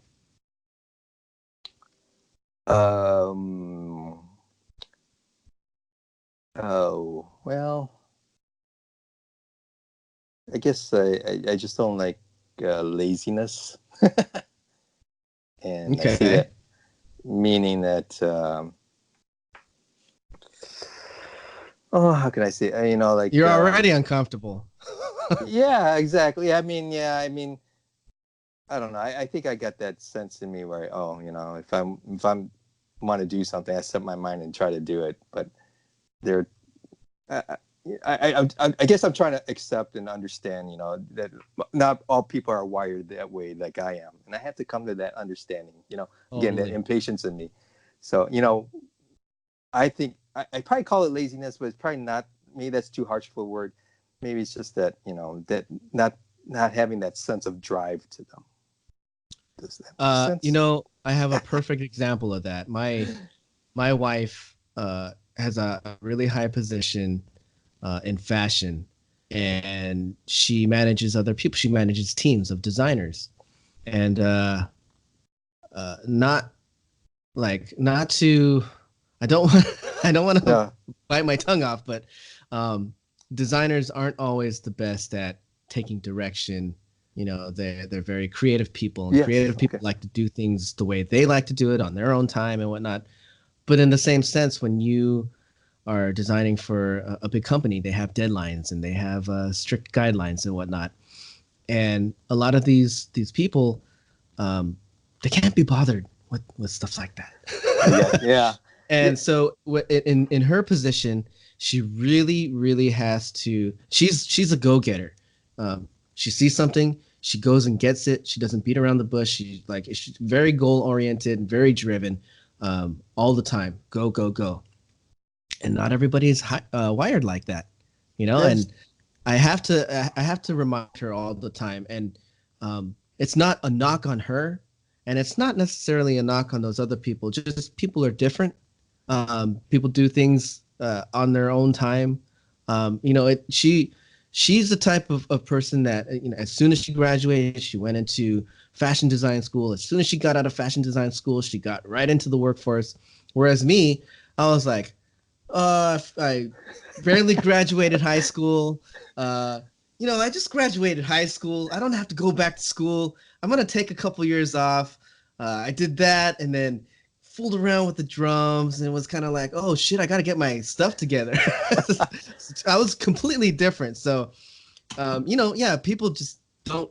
They're not always wired like certain people like her, or maybe you are. Yeah, that's a great point, actually. And I'm trying to, you know, I have to remember that there is a balance between the analytical and the creative side of the hemispheres of the brain, right? And maybe I might lean towards one side more than the other. Although, you know, I like to think that my creative side is more than my analytical side because of drumming, right? But I don't know. You're right, and I should take that into account. And again, you know, yeah, I gotta. You think at my age I would be more understanding already? I would have had that, you know. But you know, maturity. I don't even know what that word is. Yeah, but you know what? There is laziness too, and I think that when it's evident that someone's being lazy, that yeah, they might deserve to be called out on it. Yeah, Because right. there is a difference between doing things on your own time because you know you're going to get there eventually, you know, True. and then True. not just like procrastinating and not wanting to do something. There's a difference between the two. Yeah, that's a great point, and I think that's where I was leaning more towards. That's why I was a little bit hesitant on my answer, but I think you just spoke well for me there. So thank you for being eloquent Oh, on that. yeah, my So pleasure. yeah. So thank you. Yeah. So what Kelly just said, that's what I meant. See subtitles. That's right. Yeah, exactly. Thank you. Well, I mean, I feel like I'm having a blast. So am I. I'm loving this. Awesome. So I think I'm going to try to up the fun level on this Uh-oh. little interview, and we're actually in our last section, which is Oh, already? crazy because I feel Oh like yeah, man. I this thought we interview just is started. slide. I Yeah, know. This seems seriously. like 5 minutes. But yeah, I want to ask you some speed dating questions. You Yeah, sure. mentioned earlier that you're single and ready to Yes. mingle. That is correct. Always, always, yes. So hopefully the ladies out there will hear some of your answers and be like, "Oh, this guy is interesting." Okay, I'll try my best here. Yeah, but then All it could righty. have that opposite effect too. It's like, oh man. But no, it's not even gonna get to that point. That's right. So Yeah. I'm gonna sell myself the best I could here. So thank you. Awesome. Yeah, there we Excellent. go. I'm Okay, ready. great. Uh I guess we'll start super easy and then we'll get to the more I don't want to say difficult questions, but the more thought-provoking questions, I guess. Okay. So this one's an easy one. Coke or Pepsi? Actually, neither. I don't drink Oh, soft. okay. I don't drink soft drinks anymore. But if I did have to choose one, it would be Coke. And the Okay. reason why, because I used to drink. I don't even know if they still make this anymore. But I was a big fan of cherry Coke way back when. Did they? Yeah. I don't even know if they Really? make it anymore. But yeah, I've been about 20 years clean on 20 years clean on the soft drinks. But yeah, I would go Coke. I love the Coke Classic. And I believe it or not, I don't know how old you are, Kelly, but there was that new Coke back in the mid 80s, and I liked it. Yeah, Yeah. because they changed the formula mid 80s, but there was a big uproar. It's like, oh, what did they do? You know? But I kind of liked it, you know? But yeah, so I would go Coke if I had to choose. Awesome. Awesome. Yeah, I would go Coke too. Pepsi's a very last resort drink for me. Okay. Well, no, Although actually, Dr. Pepper's the last resort. No, that actually, was I don't drink Dr. Pepper. I can't even swallow it. okay. Yeah, that was a unique taste to that one, and I think that was one of the last ones I actually found a flavor for. But you know, a big one of mine. I used to love Sprite, and I think that's Mm. part of the Coke family, isn't it? I don't know if they're made by the same company or not, but Sprite was a big one, and Mountain Dew was another one too. I used to love Oh, Mountain Dew. Yeah, you know, a funny thing about Mountain Dew. At work, one time at work, we had to make a list of. We had to like make a priority list of what. Okay, we had to like need have to do, need to do, will eventually do, and then Mountain Dew. That was my list. So awesome. dumb, but yeah. Cool. Okay. A beer or wine? Oh gosh, you're not gonna believe this, right? I'm clean on that stuff too now. Great. No, I that's gave up I awesome. gave up wine 3 years ago. But to answer your question, and it would be wine. And the reason I say that because at first I was drinking wine for the health benefits of it, particularly red wine.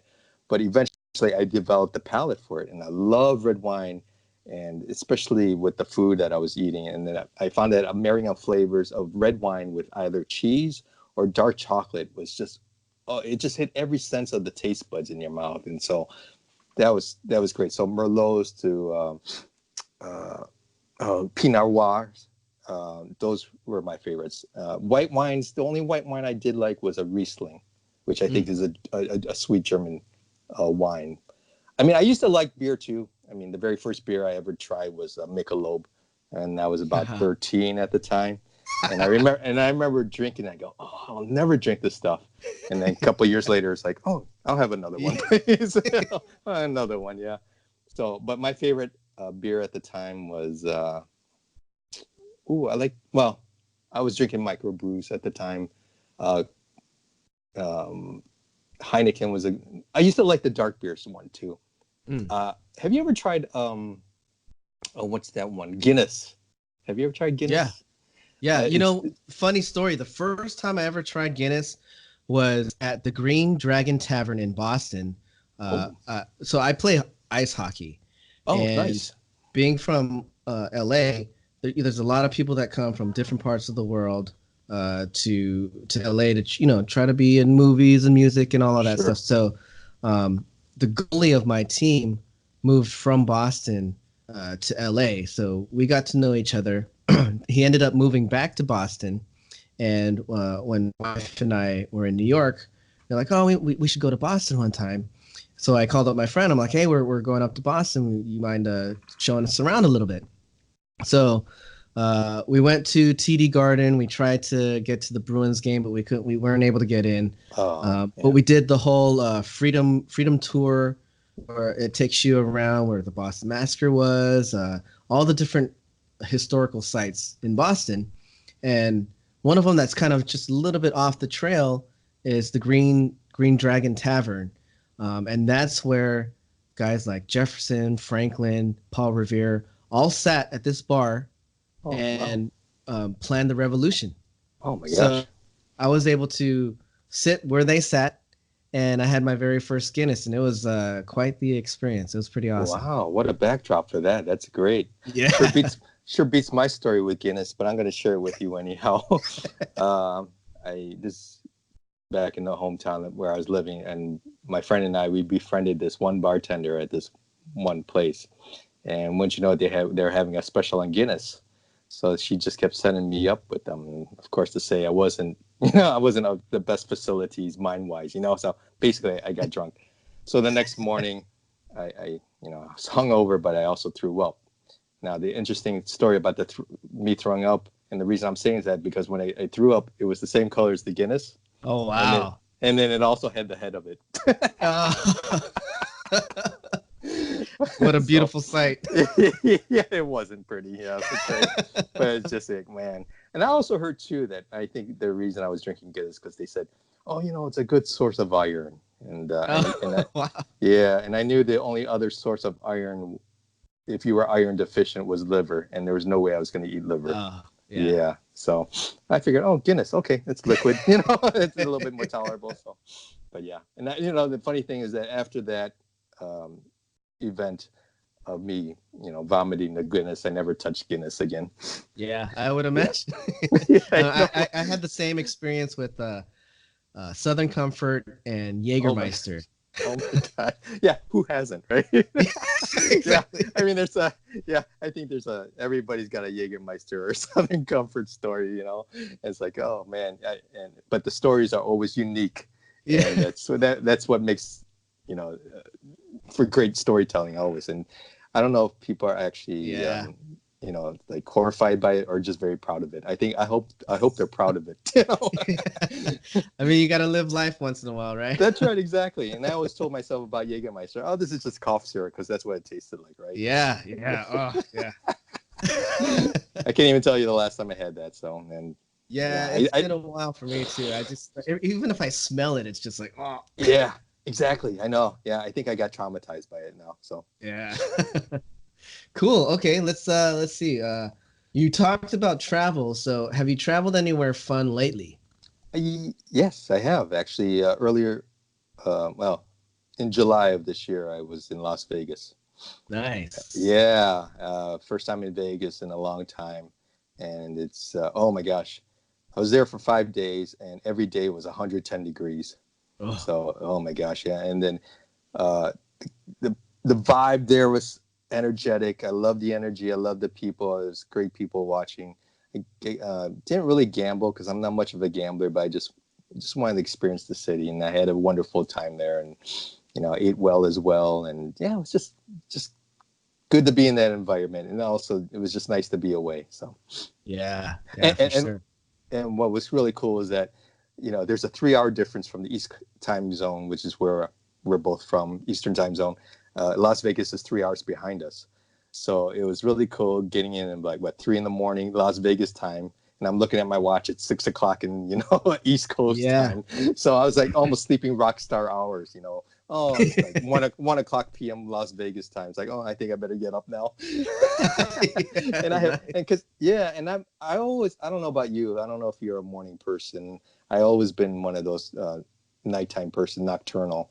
And but unfortunately, with me working now, I gotta, I go to bed early, and if I'm pushing out 10 o'clock, 10:30 here, that's like, oh man, I'm, he's like, wow, he's hardcore, right? It's like, I'm in that bed at 10:30, man. But there in Vegas, I just stretched it out, and it's like, wow, I missed that time where I always stayed up late. Well, yeah, like they're pumping the oxygen there in the casinos and whatnot, and you just feel this rush, and it's like it's almost dangerous, Yeah. Oh, exactly. Yeah, maybe that's just finding my moment in it, and I just loved it. But so I was there, and then but there's other places I would love to go to. I'd like to see more. I was right now. What's high on my bucket list is Japan. Okay, I think there's just a beauty, and it's in the place itself, the culture, and the people, and the food especially. So, and I loved all types of food, but Japanese cuisine. I mean, if they want to give me like sashimi or ramen noodles or any of their food, I'm willing to eat it. So yeah. Have you ever been? No, I have not. Well, I've been in an airport for a changeover. Okay. Yeah. But I never actually set foot in either Tokyo or Nagoya or, Kyoto, but one day. Yeah. I highly recommend it. I was lucky enough to go there once, a few years ago. And oh man, Yeah, it's just like it's an amazing city. It's Like first of all, it's clean. yeah. Um, you get there and there's no trash anywhere. Secondly, people are so polite and they mind their own business and everything's very punctual. So like I stayed in uh, uh, damn it, where did I stay? Shinjuku. So I stayed in Shinjuku, and so I guess it's the most busiest train station in all the world. Oh wow. So I don't know what the numbers are. There's millions of people that go in and out every day of that train station, um, and I didn't know that until after I came back and I did more research on it. But that was the station right next to my hotel. So uh, getting a taxi is a little bit hard because none of the taxi guys know English. Mhm. So, but it's awesome because they all wear white gloves. They all have these old Toyotas. Oh wow. That and like they have this little. It's kind of like a when you get in a bus. You know the bus you open the Oh yeah. door like they open the door with this like lever, so you don't have to open the door. They have white glove service. The only bad thing they don't know English, so you have to carry your hotel card and you gotta Oh, I kind of see. know where you're going. So Okay. so when I just wanted to just go, I was like, okay, well, I'll just take the subway. I've heard good things. So I went to the Shinjuku station, and it's literally like New York on steroids. Oh People man. just like going like crazy. It's like a school of fish, and nobody bumps into each other. It's insane. It's so weird. Oh, oh And then you nice. get to the train station, and I lived in New York for 3 years, so I know all about crappy train service. Yeah. I mean, trains being delayed, trains being late by 10 minutes, in either 90 degrees summers with 90% humidity or 25-degree winters with snow and rain and just wind chill, and you're standing outside and you're like, oh, I hate my life.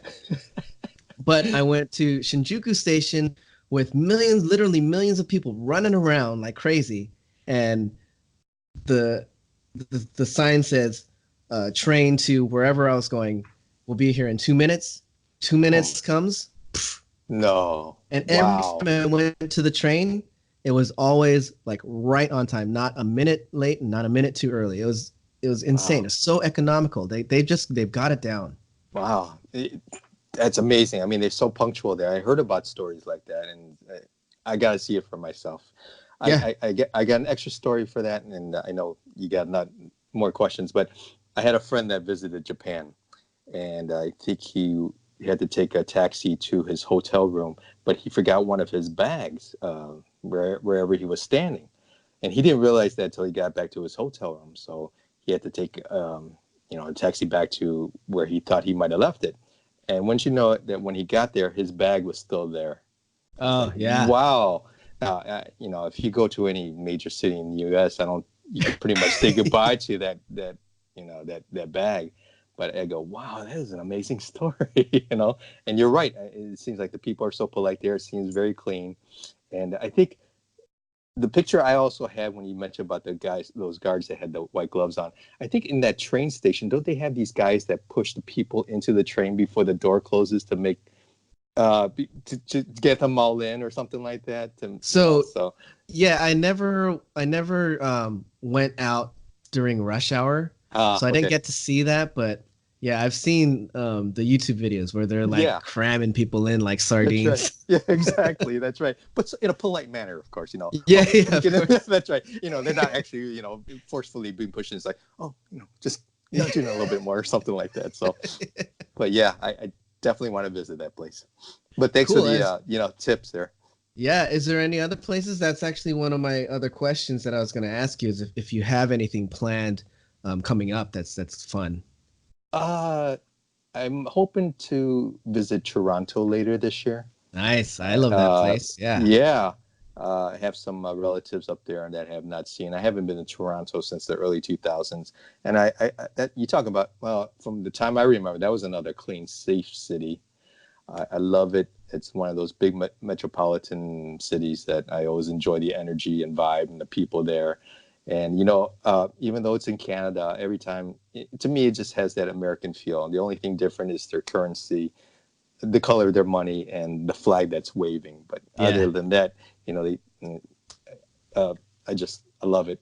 I've been to Quebec City, believe it or not, which is in the French-speaking province of Canada, and I loved it there too because it gave me an old European feel because I never really been to Europe, and I love the culture up there. I love the Quebecois up there, the people, and a lot of people are mad. It's like, oh, they're French, they're snobby, but I found that if you try to talk French, which I don't, and they realize that you're Anglophone, that you're English, that they don't speak English to you, it's kind of like, and I hate to, it's always a good conversation. Like, say if you're on a date and things aren't going well, and let's put it this way: you're on a date, and I always make it a personal note on me never to talk politics or religion, right? Unless the date is going bad, then they'll bring it up. But the only political slant I'm going to bring up here is like, there's this I wouldn't say, maybe there's this backlash like oh, in America you got to speak English or something like that. But I don't see how it's any different from going up to French City or Quebec City and trying not to not speaking French up there. That's their language. Why not adapt to that? So all right. Enough of the political stuff. I don't want to open a can of worms there. But so Toronto's. I want to see the Grand Canyon. I want to see Hawaii. Oh yeah, yeah. I mean, you never been? Again, just a layover, but that was we didn't even deplane. We just gassed up before we flew out west. Let's see. Probably go back to the Philippines. I'm Filipino, by the way. I want to see Europe, Italy. I want to go there. Yeah. I want to go see France, Spain, maybe go to Mallorca, Spain, or something like that. Oh gosh, anywhere. I want to go to Abbey Road in England. In London. Yeah, good one. Yeah. Yeah, I want to do the crosswalk, right? Yeah. So, pretend I'm I actually, if you end up going to Europe, I highly recommend going to Lisbon, Portugal. It's an amazing town. Yeah. Okay, sure. It's actually, it's like I don't want to say anything bad or negative towards it, but kind of like there's just no way of not sounding not nice. I'm just gonna say it. It's kind of like the Mexico of Europe. So a lot of people here in the States, they look at Mexico in a like a they look down towards them, Yeah, right. But there are plenty of places in Mexico that are beautiful and amazing, and at the same time, really, really affordable. And that's what Lisbon is. It's like you have the same beauty that Europe has to offer, the culture, the architecture, the food, but at a fraction of the price. Oh, great. Okay. And the people there, they actually they remind me a lot of Japanese people and how they kind of carry themselves. They're very like they respect your space. They're not loud, very polite. So yeah, I highly recommend. I have one of my best friends lives in Lisbon, and he he gave me the whole city tour and whatnot, and it's just an amazing place. It's really awesome. Wow, that's great to know. All right, I think I'll just add that to my list too. Yeah, man. Yeah, yeah. And the wine. Well, sorry, you don't drink wine anymore, but if you did, the wine. Don't remind me. Oh, I bet it was. Yeah, okay. That I'll definitely take your word for it. There were many times where I was tempted to, one wine or one sip won't hurt me, right? But knowing my my passion for things, I probably would get back into. But yeah, so you, okay, yeah. That's good. I never thought of Lisbon, Portugal, but yeah, definitely. Yeah, and when you do decide to go to Hawaii, hit me up too. I've got plenty of Hawaii stories to share with you. Oh, sweet. Okay, But you definitely. definitely need to go. That's for sure. Okay, I would put that at the top of your list. okay, sure. I think it just moved up to like 1A. Oh, good. Awesome. Japan was 1, and then Hawaii's 1A, and then I all mean, the you other can places like 1B. basically you can stop off in Oh, that's Hawaii. true. Go That's right. Exactly. Boy, see, I told you I wasn't good with geography or school or anything like that. That's right. It's all heading out that way. That's right. Good point. Cool, man. Okay, I got a couple of other questions. Let's Yeah. see. Let's try to get a little bit more interesting. If you could invite anyone, dead or alive, to dinner, who would it be? Oh man. Wow. Whew. It's a great question. Uh, oh yeah. Okay. Well, this is my mindset right now. I would invite Bruce Lee right now because I'm really totally into him right now. Yeah. He's just a fantastic person. He's got great philosophy. Um, I love watching his videos. I love his technique. I love his films too. And I just want to get into his mindset of how his training is and what I could do better. How can I develop the speed of his punches? How can I develop his blocking techniques? How can I, really get into his? He had a principle called or his style of teaching is called Jeet Kune Do, which means way of the intercepting fist, and that's basically where like if somebody's going to attack you, you want to block that fist, but still simultaneously throw that punch too. So it's not like just one and then two, but you're doing it both at the same time. And he Yeah. did it such a great speed that I would love to get. Okay, how can I develop this? Like, and there's a video of Bruce Lee right now that I saw where he could do a 1-inch punch. He's got his fist 1 inch from this guy's chest, and he could just knock that guy. And I just want to know, all right, okay, how much torque do you need, or how do you develop that speed and power when you only got that 1 inch to play with? Yeah. So yeah, and then I would love to hear his philosophies. He's got a beautiful thing about being water, and what he meant by be water, my friend. Basically, it's like, okay, if you put water in a kettle, it's the kettle. If you put water in a bathtub, it's a bathtub. Meaning Yeah. that it's very adaptable. And I think you could take the philosophy that you could be adaptable to life. So just adapt to whatever's thrown your way and just be ready for it. And also what he meant by being water is that water could be soothing, it could be relaxed, nice flow, but then it could be a majestic force like a flood, right? So I mean, it's just a beautiful concept. So that would be my Bruce Lee's. Then to me, he's my idol right now. I mean, I don't even know non-drumming idol. I don't know if you need to sit down with him. It sounds like you kind of got it a little bit figured out. See, that's the I guess thing. maybe Again, the insight into some of his techniques. I guess, yeah. Yes, definitely. Or I don't know if you want to demonstrate on me, I'd be more than happy to. But I would have to take that. I would have to prepare myself for that punch, But again, I've done a lot of reading. Again, that diligence. I want to read up on something, and I watch videos on him too. So if I find something that interests me, I delve into it headstrong, and So that's my person right now. But if you ask me, maybe 6 months earlier or 6 months later, it'd probably be somebody completely different. It might even be somebody that I don't even know at this point. But right now, at this moment, Bruce Lee. Yeah, questions like that make me hope and pray that there's like in some sort of afterlife where we all can meet up and talk and have forever to just do conversations like this where you get to know people that you never would have known before, That's a great point because, I was just thinking about this, like we're all eventually going to die. I mean, it's a fact, right? And, as I'm getting older, I'm more accepting of that fact.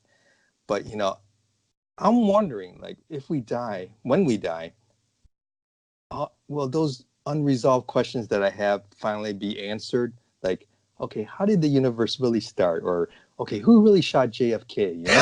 Or where's Jimmy Hoffa really buried? I mean, these are things I want to know that are still lingering out there. Will they ever be resolved for me? That's my Yes. I mean, so I think a lot of people, at least a lot of people that are actually into that whole JFK phenomenon, I think now enough time has gone by where people just want to know. They just want to Right. know like the truth. They don't care whether if it was Lee Harvey Oswald only, Yeah. Right. and there's like irrefutable proof that it was him. Yeah. That's fine. Exactly. I just want to know if it was the government, and there's no there's evidence that just points it was the government. It was the government. Okay, fine. I Yeah. don't care. I just want to know. Yeah. And the conspiracy already, you know. Stop having, or even like if you want to get into a sci-fi type, like in Roswell, New Mexico. Do you know about that? Yeah. That Roswell incident from '47. Okay, was that really an alien, or was that a weather balloon like the government says? You know, please let me know.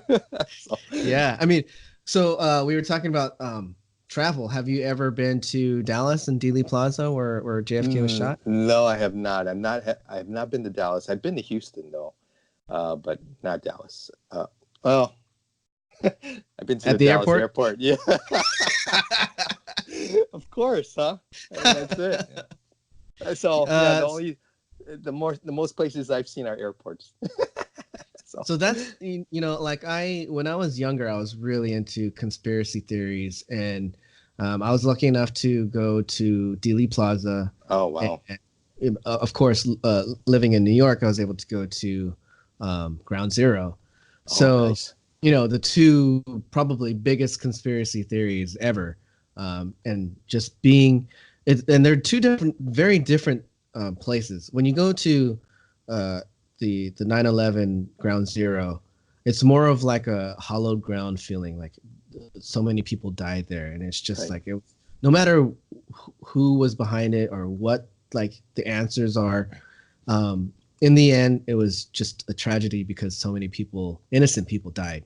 Right. So when you go there, you don't have this sense of you're trying to figure out what happened.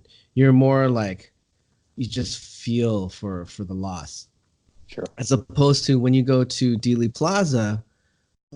There's so many, like what you see on TV. It's so much more grand, and when you go there, it's a completely different feel. And you like it's that, first of all, it's when you drive into the area, you have to park in a certain area, and it's kind of like Dealey Plaza. It's kind of closed off. There's a lot of trees. There's a lot of buildings. It's almost like when you go into an arena to see like a basketball game or a hockey game or whatever. Oh sure. You don't really know the scenery until you get past those curtains, right? And then it's just like poof. Yeah. So it's the same thing with Dealey Plaza. You can't really see it until you like get into the opening. And then once you get into the opening, you get this like eerie feeling. It's weird, man. It's a trip. Wow. And then you can go to behind the picket fence, and there's like all these people that have written all these little notes and whatnot.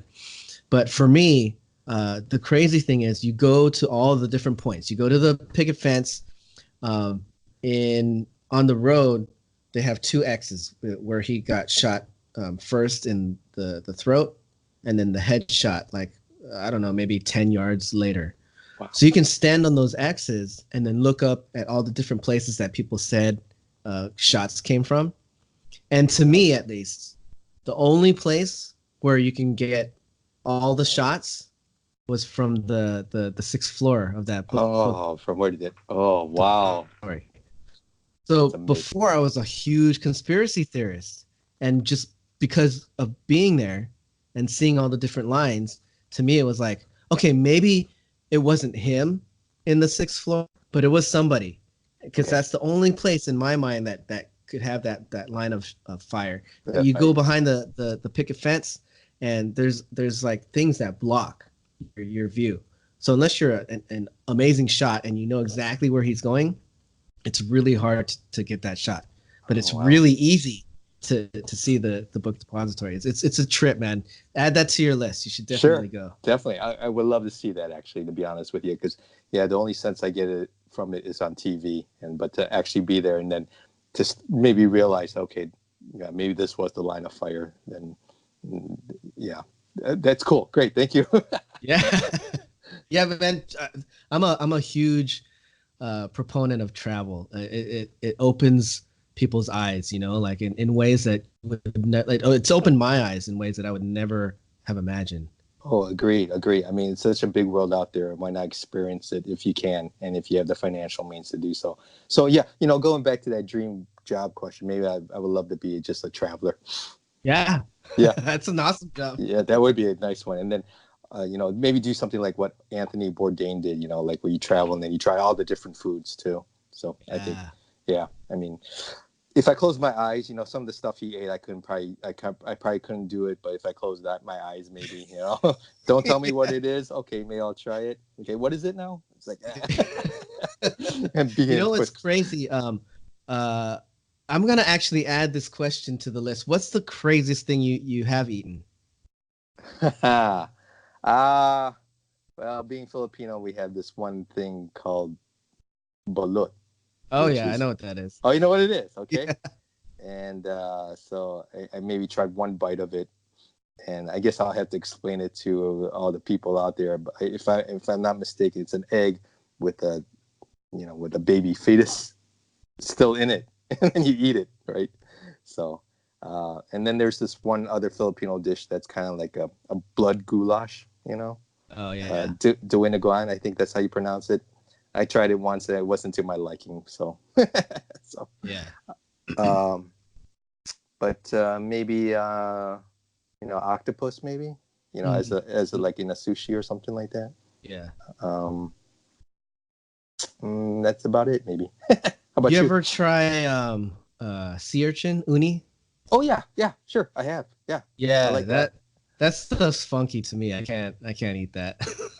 I've also had, I've been to like Chinese restaurants where they have dim sum, and one of the delicacies that these Chinese people eat are chicken's feet, you know, and Yeah, basic, yeah. yeah, but it's so bony though, you can only eat what's wrapped around it. So I was like, okay, I'm just crunching here. All right, I'll just stick with maybe like the shomai or another hargao or something like that, some other dim sum dish. But it was interesting, just a Yeah, little it's too much work on it. yeah, exactly. It's kind Yeah. of like a crab or Oh yeah, crab. That's right. Yeah, lobster, right? yeah, yeah, I love crab, but Jesus Christ, man, it's yeah. just so much work. I agree. I agree. It's a lot of work, and like you're right with lobster. I was having dinner one time with some friends, and their special of the night was lobster. So of course I went for it, and I'm just like cracking away, and I'm really enjoying it. I'm saving the paws for later because that's where the most of the meat was, or the tail also too. And then by the time I finished, like, oh man, I'm sorry I didn't share any with you guys. I guess I was being selfish, right? Yeah. Okay. Yeah. So yeah, they just elicited groans. That's right. And oddly enough, I haven't had dinner with them since. So yeah, and these are the same friends too. Where I don't know. You probably heard of PF Chang's, right? Yeah, yeah, Yeah, and they're known for their lettuce wraps. yeah. And so yeah, so the server, so we order lettuce wraps for our appetizer, and the server puts it down on the plate, and we're all about to dig in. I go, hey, hold on a minute. I go, let us enjoy. So I love a good dad joke, man. okay, I good. Nobody appreciate them. does. Everybody hates. So everybody hates them, or at least when I tell it, I don't know why. Maybe it's my delivery. Yeah, that's it. No, man, I think it's good. I think they need to just lighten up a little bit. There you go. That's right. Well, I am trying to sell myself here, aren't I? And these are the dating Yeah, questions, right? So, okay. yeah, So I'm trying to show that I got humor. So yeah. I heard most girls like guys with humor. So, Oh, yep, yep. That's something that you definitely have to have, especially later on in the relationship. Like oh at yeah, I bet. first it's all firecrackers, but when you're lying on your side of the bed and she's lying on her side of the bed, and you both got your phones going, and all of a sudden Uh, I'm like, what the hell am I doing? I gotta like do something, and the thing I do usually is either crack a joke or something just to make her laugh, and yeah, it kind of like extends, not it, yeah, pretty much extends the relationship. It makes things still fun. sure. Yeah. Right. Yeah. I think we all need a levity, especially in these days, these times, because there it just seems like there's a lot of social issues that people are just jumping on the bandwagon. And I think if they maybe not give a care as much and just maybe just care about the things that are important to them more instead of all these other issues, and levity would help out. I think we need more laughter in the world, definitely. Oh yeah, oh yeah. I mean, that's like, and I didn't express this one rule that I have, which you kind of broke but didn't break, which is not talk about politics. Yeah. But you did it in a way that's like I didn't even if you wouldn't have prefaced it, I wouldn't have even thought that it was something political. I just Oh, okay. would have thought that it was just like something that you were talking about. But like the real politics, like you know, I don't even want to mention names because Sure. people will just like go Yeah. crazy. Yeah. But yeah, If you that's don't know my what side of the fight. Yeah, I yeah, agree. that's my only thing with this show is I don't want to go there because it's so like you can make it irrelevant. You Right. really can. Like I try to not pay attention to it, you know? Right. And when I don't pay attention to it, everything's fine. Yeah, exactly. You feel there's no weight on your shoulders. You feel free because of you're not putting much stock in it. But yeah, I mean, yeah, but like I said, uh, I always had a first date rule, never to talk religion or politics unless the date's going really bad. Yeah, but yeah, because those are very divisive topics, and you don't know which side of the fence they lie on, either politically or religiously or anything like that. And and people would just find things that, yeah,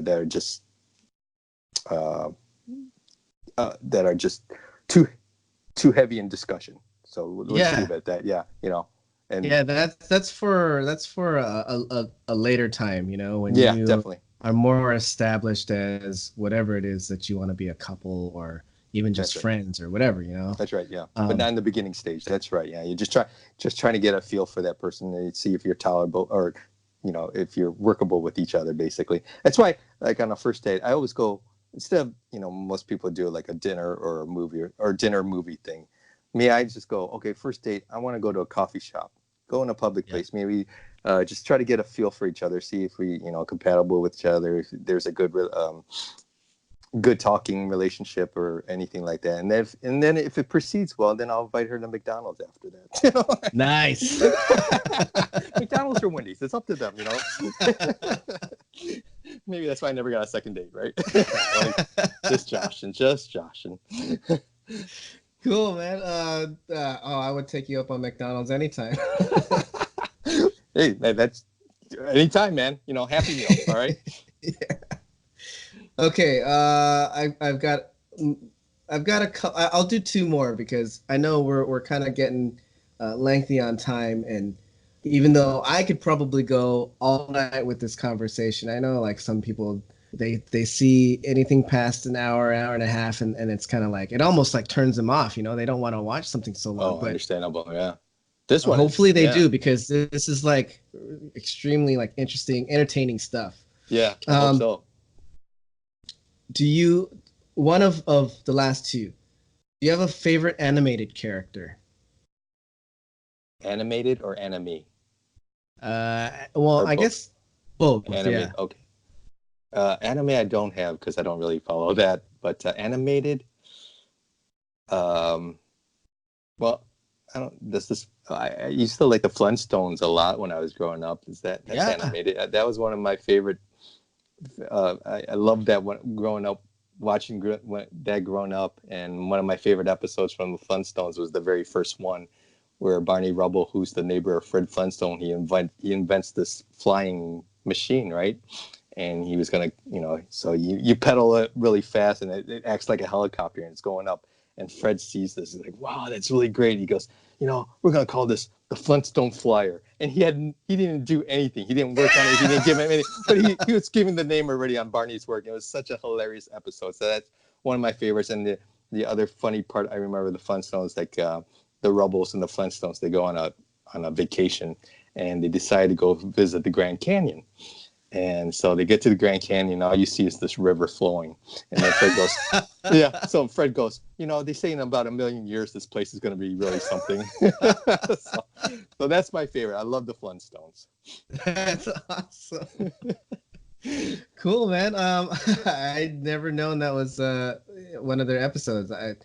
There's things in life that you kind of just take for granted, and Yeah. Yeah. that's why I love these kind of conversations because you get to learn things that you necessarily wouldn't even have been aware of at all. Yeah, right. Or even think of it. Yeah, I don't think anybody would have put any thought on the Flintstones, but Totally, yeah, exactly. but But it was that's why it's genius. Yeah, worth watching the whole interview, because you get little golden nuggets like this. that's right. Good. I'm glad. Yeah, I mean, that was a great question, to be honest with you. That's why I was taken aback. It's like animated or anime. At first, I didn't understand if you. I guess I didn't hear the word correctly. That's why I was asking. But then, yeah.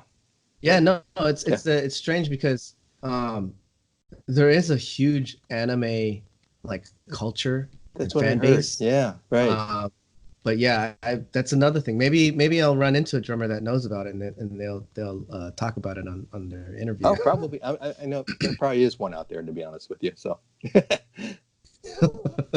Okay, last question. Do Oh. you, what is your biggest pet peeve?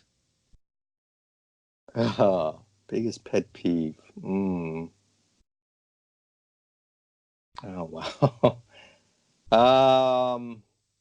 Yeah, I'll probably just have to go back to that laziness thing from way back, probably mid conversation that we had during this interview. Yeah. Yeah. Just. Do you have any That's a really examples? good question. Because for me, I asked this question to Hube, and he said, no, nothing really bothers me that much. He's kind of like that laid back type of person, right? Yeah, that's cool. So I was trying to after the interview, I was thinking to myself, I'd be like, what the hell would I answer? Like, I don't even know the answers to these questions for myself. I was like, damn, I'm putting these guys like on the spot. Like, I should at least think about these answers too, because it might like backfire on me.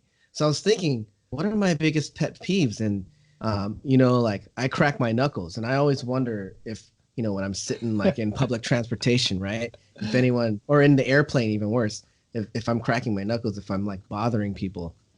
In the end, I don't care too much because I just have to do it. And those are part of the reason why they make them, or why they call them pet peeves, is because people either don't know or don't care that they're doing something, right? Like eating with your mouth open. Like a lot of people don't know, or maybe someone will finally tell them, "Yo, close your mouth," but they don't care, or maybe it's like a physical thing where they can't. So those types of things don't really bother me that much. I have a cousin that eats with her mouth open, and I find it funny. I think it's funny. That's cool. So it doesn't bother me. But so I was trying to think, what the hell bothers me? And I think the thing that bothers me the most is either when you're on a subway, or on like any kind of like mass transit, or if you're in an elevator and people try to go in before letting other people out. That bugs me a lot. Okay, yeah. I mean, yeah, that's a great. I'm glad for your clarification, because I'm not satisfied with the answer, but I think my pet peeve now is I think just that lack of common sense and courtesy these days. Yes. I mean, it just seems like being ignorant is more rampant these days than it should be, and it's being more accepted. Oops, my battery's running low. But anyhow, yeah. So I think that's just my pet peeve. But yeah, but I would have to rethink that. So, I think at my age, I'm getting to that point. It's like, hey, I'm getting to that point where I'm the old man. It's like, hey, get off my lawn now. So, like 20 years ago or 30 years ago, I would be, very nonchalant about, hey, all right, But now it's like, hey, if I hear loud music on the show, hey, turn that down. I'm turning into that grumpy old man. It's like that I never thought I would be. Oh my gosh. So maybe everything's at this age, maybe everything's a pet peeve now. So that let's put that answer as the answer to your question. Everything's a pet peeve now at my age. That's awesome. And I think that kind of answer is a good answer for a speed dating question, because I think really women are more attracted to guys that have standards, right? Right. And I think pet peeves is kind of a way of having standards. at least just having an opinion. I don't think women like it when guys are just kind of just like, meh. And Yeah, most right. guys are usually just like, man, I don't care, whatever.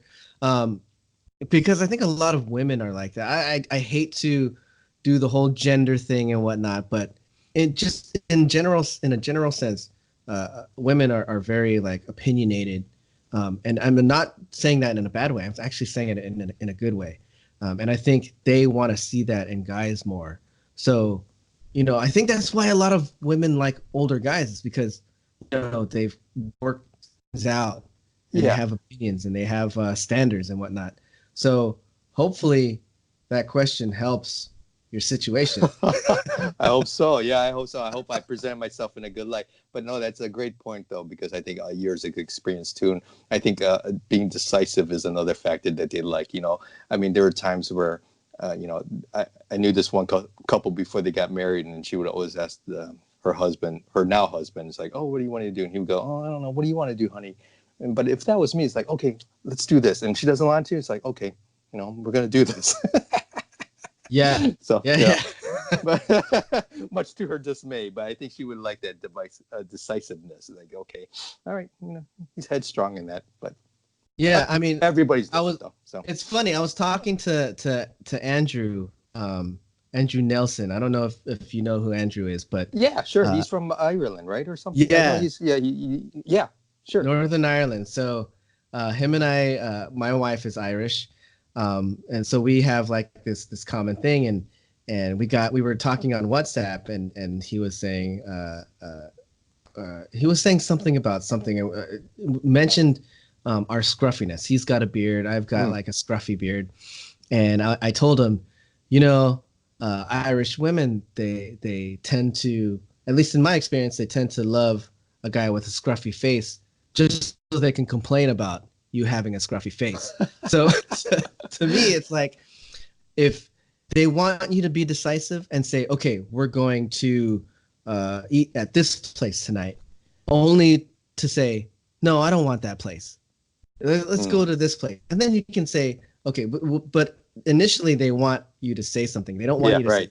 oh, no, what do you want? Yeah, Like exactly. that Yeah, type of thing. don't worry. Oh, that's interesting. I didn't know about the scruffiness. Yeah, at least you got it. I got me. I got dirt on the upper lip. Oh, you got dirt on your lip. Everybody tells me that. I got like I'm trying to get a Prince mustache. It's like, oh well, I'm trying my best here. Oh, man, you better start learning that bass. I know, really. I will. I will. You know, there are so many bass players I like. I mean, from John Entwistle to McCartney to Stanley Jordan, I think was another, Les Claypool, and it's like I'm just fascinated. I always pick, even Flea. I'm particularly fond of the ones that play with their fingers. Yeah. And especially even if they're slapping with their thumb. Oh, that's why the guy from Chic, what's that guy? Bernard Edwards, right? Oh, yeah. He's there's a one Chic song that he just plays an amazing bass line, and there's YouTube covers of these guys trying to do it too, and it's like, wow, what a bass player. So yeah, Yeah, man. I Get don't on know it. if I could ever reach that level, but I'd be happy if I could just hit the string and make a chord out of it. I'll just do a straight boom boom boom boom like that on the bass. And it's a lot harder than you might imagine. Like I definitely wouldn't call myself a bass player, but I do by necessity play bass for the song, and it's really hard. Yeah, it's I a bet. totally different feel from guitar. You would Yeah. think that they're a lot more similar than they are, but they're completely different instruments. Yeah, like we were saying, it's only four strings. How hard can it be, Yeah, right? exactly. Right. But it's just spaced so different. I tried learning guitar too. My friend, when I was in a band way back when, long time ago in the 20th century, right? And my friend was trying to teach me guitar, and I couldn't make a chord, right? I just had a hard time positioning my fingers. It just seemed weird. And that's why I just stuck with drumming. Yeah. All you do is wrap your hand around the stick. So at least that's what I do. So Well, man, I hope you continue to wrap your hands around those sticks and yeah, bang you too, away, brother. because I look forward to, and you've been you as you said, you've been a little bit absent, and uh absence makes the heart grow fonder. Yeah, it So does. I can't wait. And that's just me being greedy. I can't wait for your next cover. I can't wait for your next video. But I also know you life. You got to do you. But when you come back, people are waiting. Oh, well, I appreciate that. And it's very humbling to know that too. It's because I just started this channel just to, I just wanted to do songs, and I also wanted to see how I played. So basically, it was a selfish reason why I started, because I just wanted to see how I looked like, because I never see myself play, Yeah. because I don't have mirrors in front of the drum set. Never did, even when I was younger.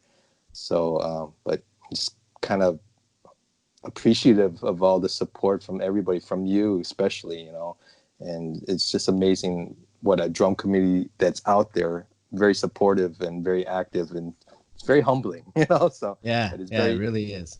and it's also inspiring too, where I'm seeing from the work that you do, it's like, wow, man, I got a long way to go, so Come on. seriously, no, seriously, man, it's like, oh, this is what I got to work on, and there's a lot. So thank you. And Well, thanks for having me. I was so honored, and I was so, I have to admit, I was kind of nervous too.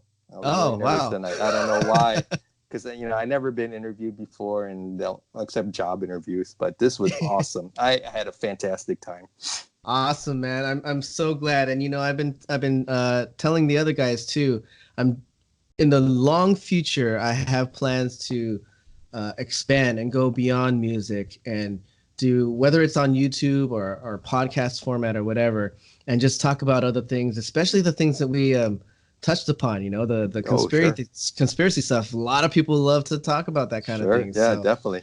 I would definitely want to have you back on just to talk about just normal stuff. Doesn't have to be drums. It can be drums if we want to, but Yeah, also other stuff. So I would love to have you on. I'm so glad that you came on tonight. I was just well, thank probably one of the ones that I was looking forward to most, just because I knew that we would have so much in common, and there's so much adoration going back and forth. I knew it was going to be a great conversation. Oh, it was. I mean, I enjoyed it from my end too. And the questions that you had, some took me aback. I mean, it's like, oh my God, how do I even answer this, right? But I mean, those were excellent questions, to be honest with you. And I know I went off on a tangent a couple times too, but Love it, love it. yeah, I just, I in my mind, I thought, oh my God, I hope, because I saw your other interviews and they're looking like it was averaging around over an hour, even 90 minutes at one time. And I was thinking, oh my God, I'm hoping I can make 30 minutes at least. Well, so I far you're think the we longest exceeded one, that, man. right? Oh, that's Yeah. what I thought. No wonder my battery's running low on the phone. I don't know if it is on yours, but I enjoyed this. This was awesome. Cool, man. Well, I'm gonna definitely have you on again in the future, brother, and Oh, please do. Yeah. hopefully people. I told this to Zach's last night. Hopefully people watch this interview and have a better appreciation. I mean, I don't know if they can because I appreciate the hell out of your videos, but it does do something when you know the person personally. Yeah. When you watch them before, if you're just watching covers, you only get kind of a snippet into that person. But when you know that person, it makes watching their covers a lot more enjoyable. So I hope this broadens the enjoyable factor for all of your drum covers, man. Oh, it has, yeah, and then all for the other drummers too. I mean, you really get a personal insight as to who they are too, outside of drumming as well. Yeah, And yeah. yeah, I'm hoping this. I mean, it came across on all the other drummers, and I'm sure this will come across as well too. That okay, this is just another guy. Yeah, yeah, He's just a totally. regular guy. Yeah, that's right. Yeah. No pretentiousness or no ego yet. But if you want an autograph, maybe I might. Maybe we'll see. Yeah, man. Yeah, right. I would actually love one. So if you could send me a pair of Yeah. autograph sticks, I'll actually put it on the wall back there. I'll send you the one with the nylon tip actually fell off. How's that Perfect. sound? Awesome. Yeah, right. Oh, we'll talk. Cool, About it. Yeah, man. sure. All right. Well, Thanks a Kelly. lot. No, thank you. Yeah, dude, This was awesome. this was awesome. Yeah, for sure. It was fun, and this is a new experience for me. Like I was telling you before we started about the whole technology aspect of it, how this was new. It's like, oh, now I'm a pro. Yeah, there you Yeah, go, right. man. Yeah, Now you're right. gonna start your own interviews, dude. Yeah, no way. I could never copy your idea because you just took it to another level. And mine would be like, okay, what's your name? Okay, what do you do? How many songs have you played? Okay, end of conversation. You know. So, but you had great questions, and I like how you brought at like job interview questions, drumming questions, as well as the speed dating questions, and that encompasses a whole delve into a person's personality instead of just drumming. So, Yeah. great job. Yeah, you have you. I think it's evident that you have the drumming part down. So I just kind of want to like touch upon that, open the door, and let people know that you have a lot of other crap down too. That's right. That's right. Yeah. I mean, yeah. You find out what they like and what their pet peeves are. Yeah, there you go, man. Yeah. So perfect. But yeah, I enjoyed this. This was fantastic. Again, I was very honored to be part of this. So thank you. Thank you. I mean, the pleasure's all mine. Thank you for joining me. Yeah, dude. If any of you haven't watched Jorge St. Where have you been? Please check out his channel. You'll definitely, it'll be worth it. It'll be worth your while. So yeah, man, thanks for joining me. Thanks for watching, guys, and take care. See you soon. Thank you. Oh yeah, you know it. Tenderness has always been something on my mind. Ever since I laid my eyes on you, ever since I felt this way for you, motionlessness had caught me by surprise.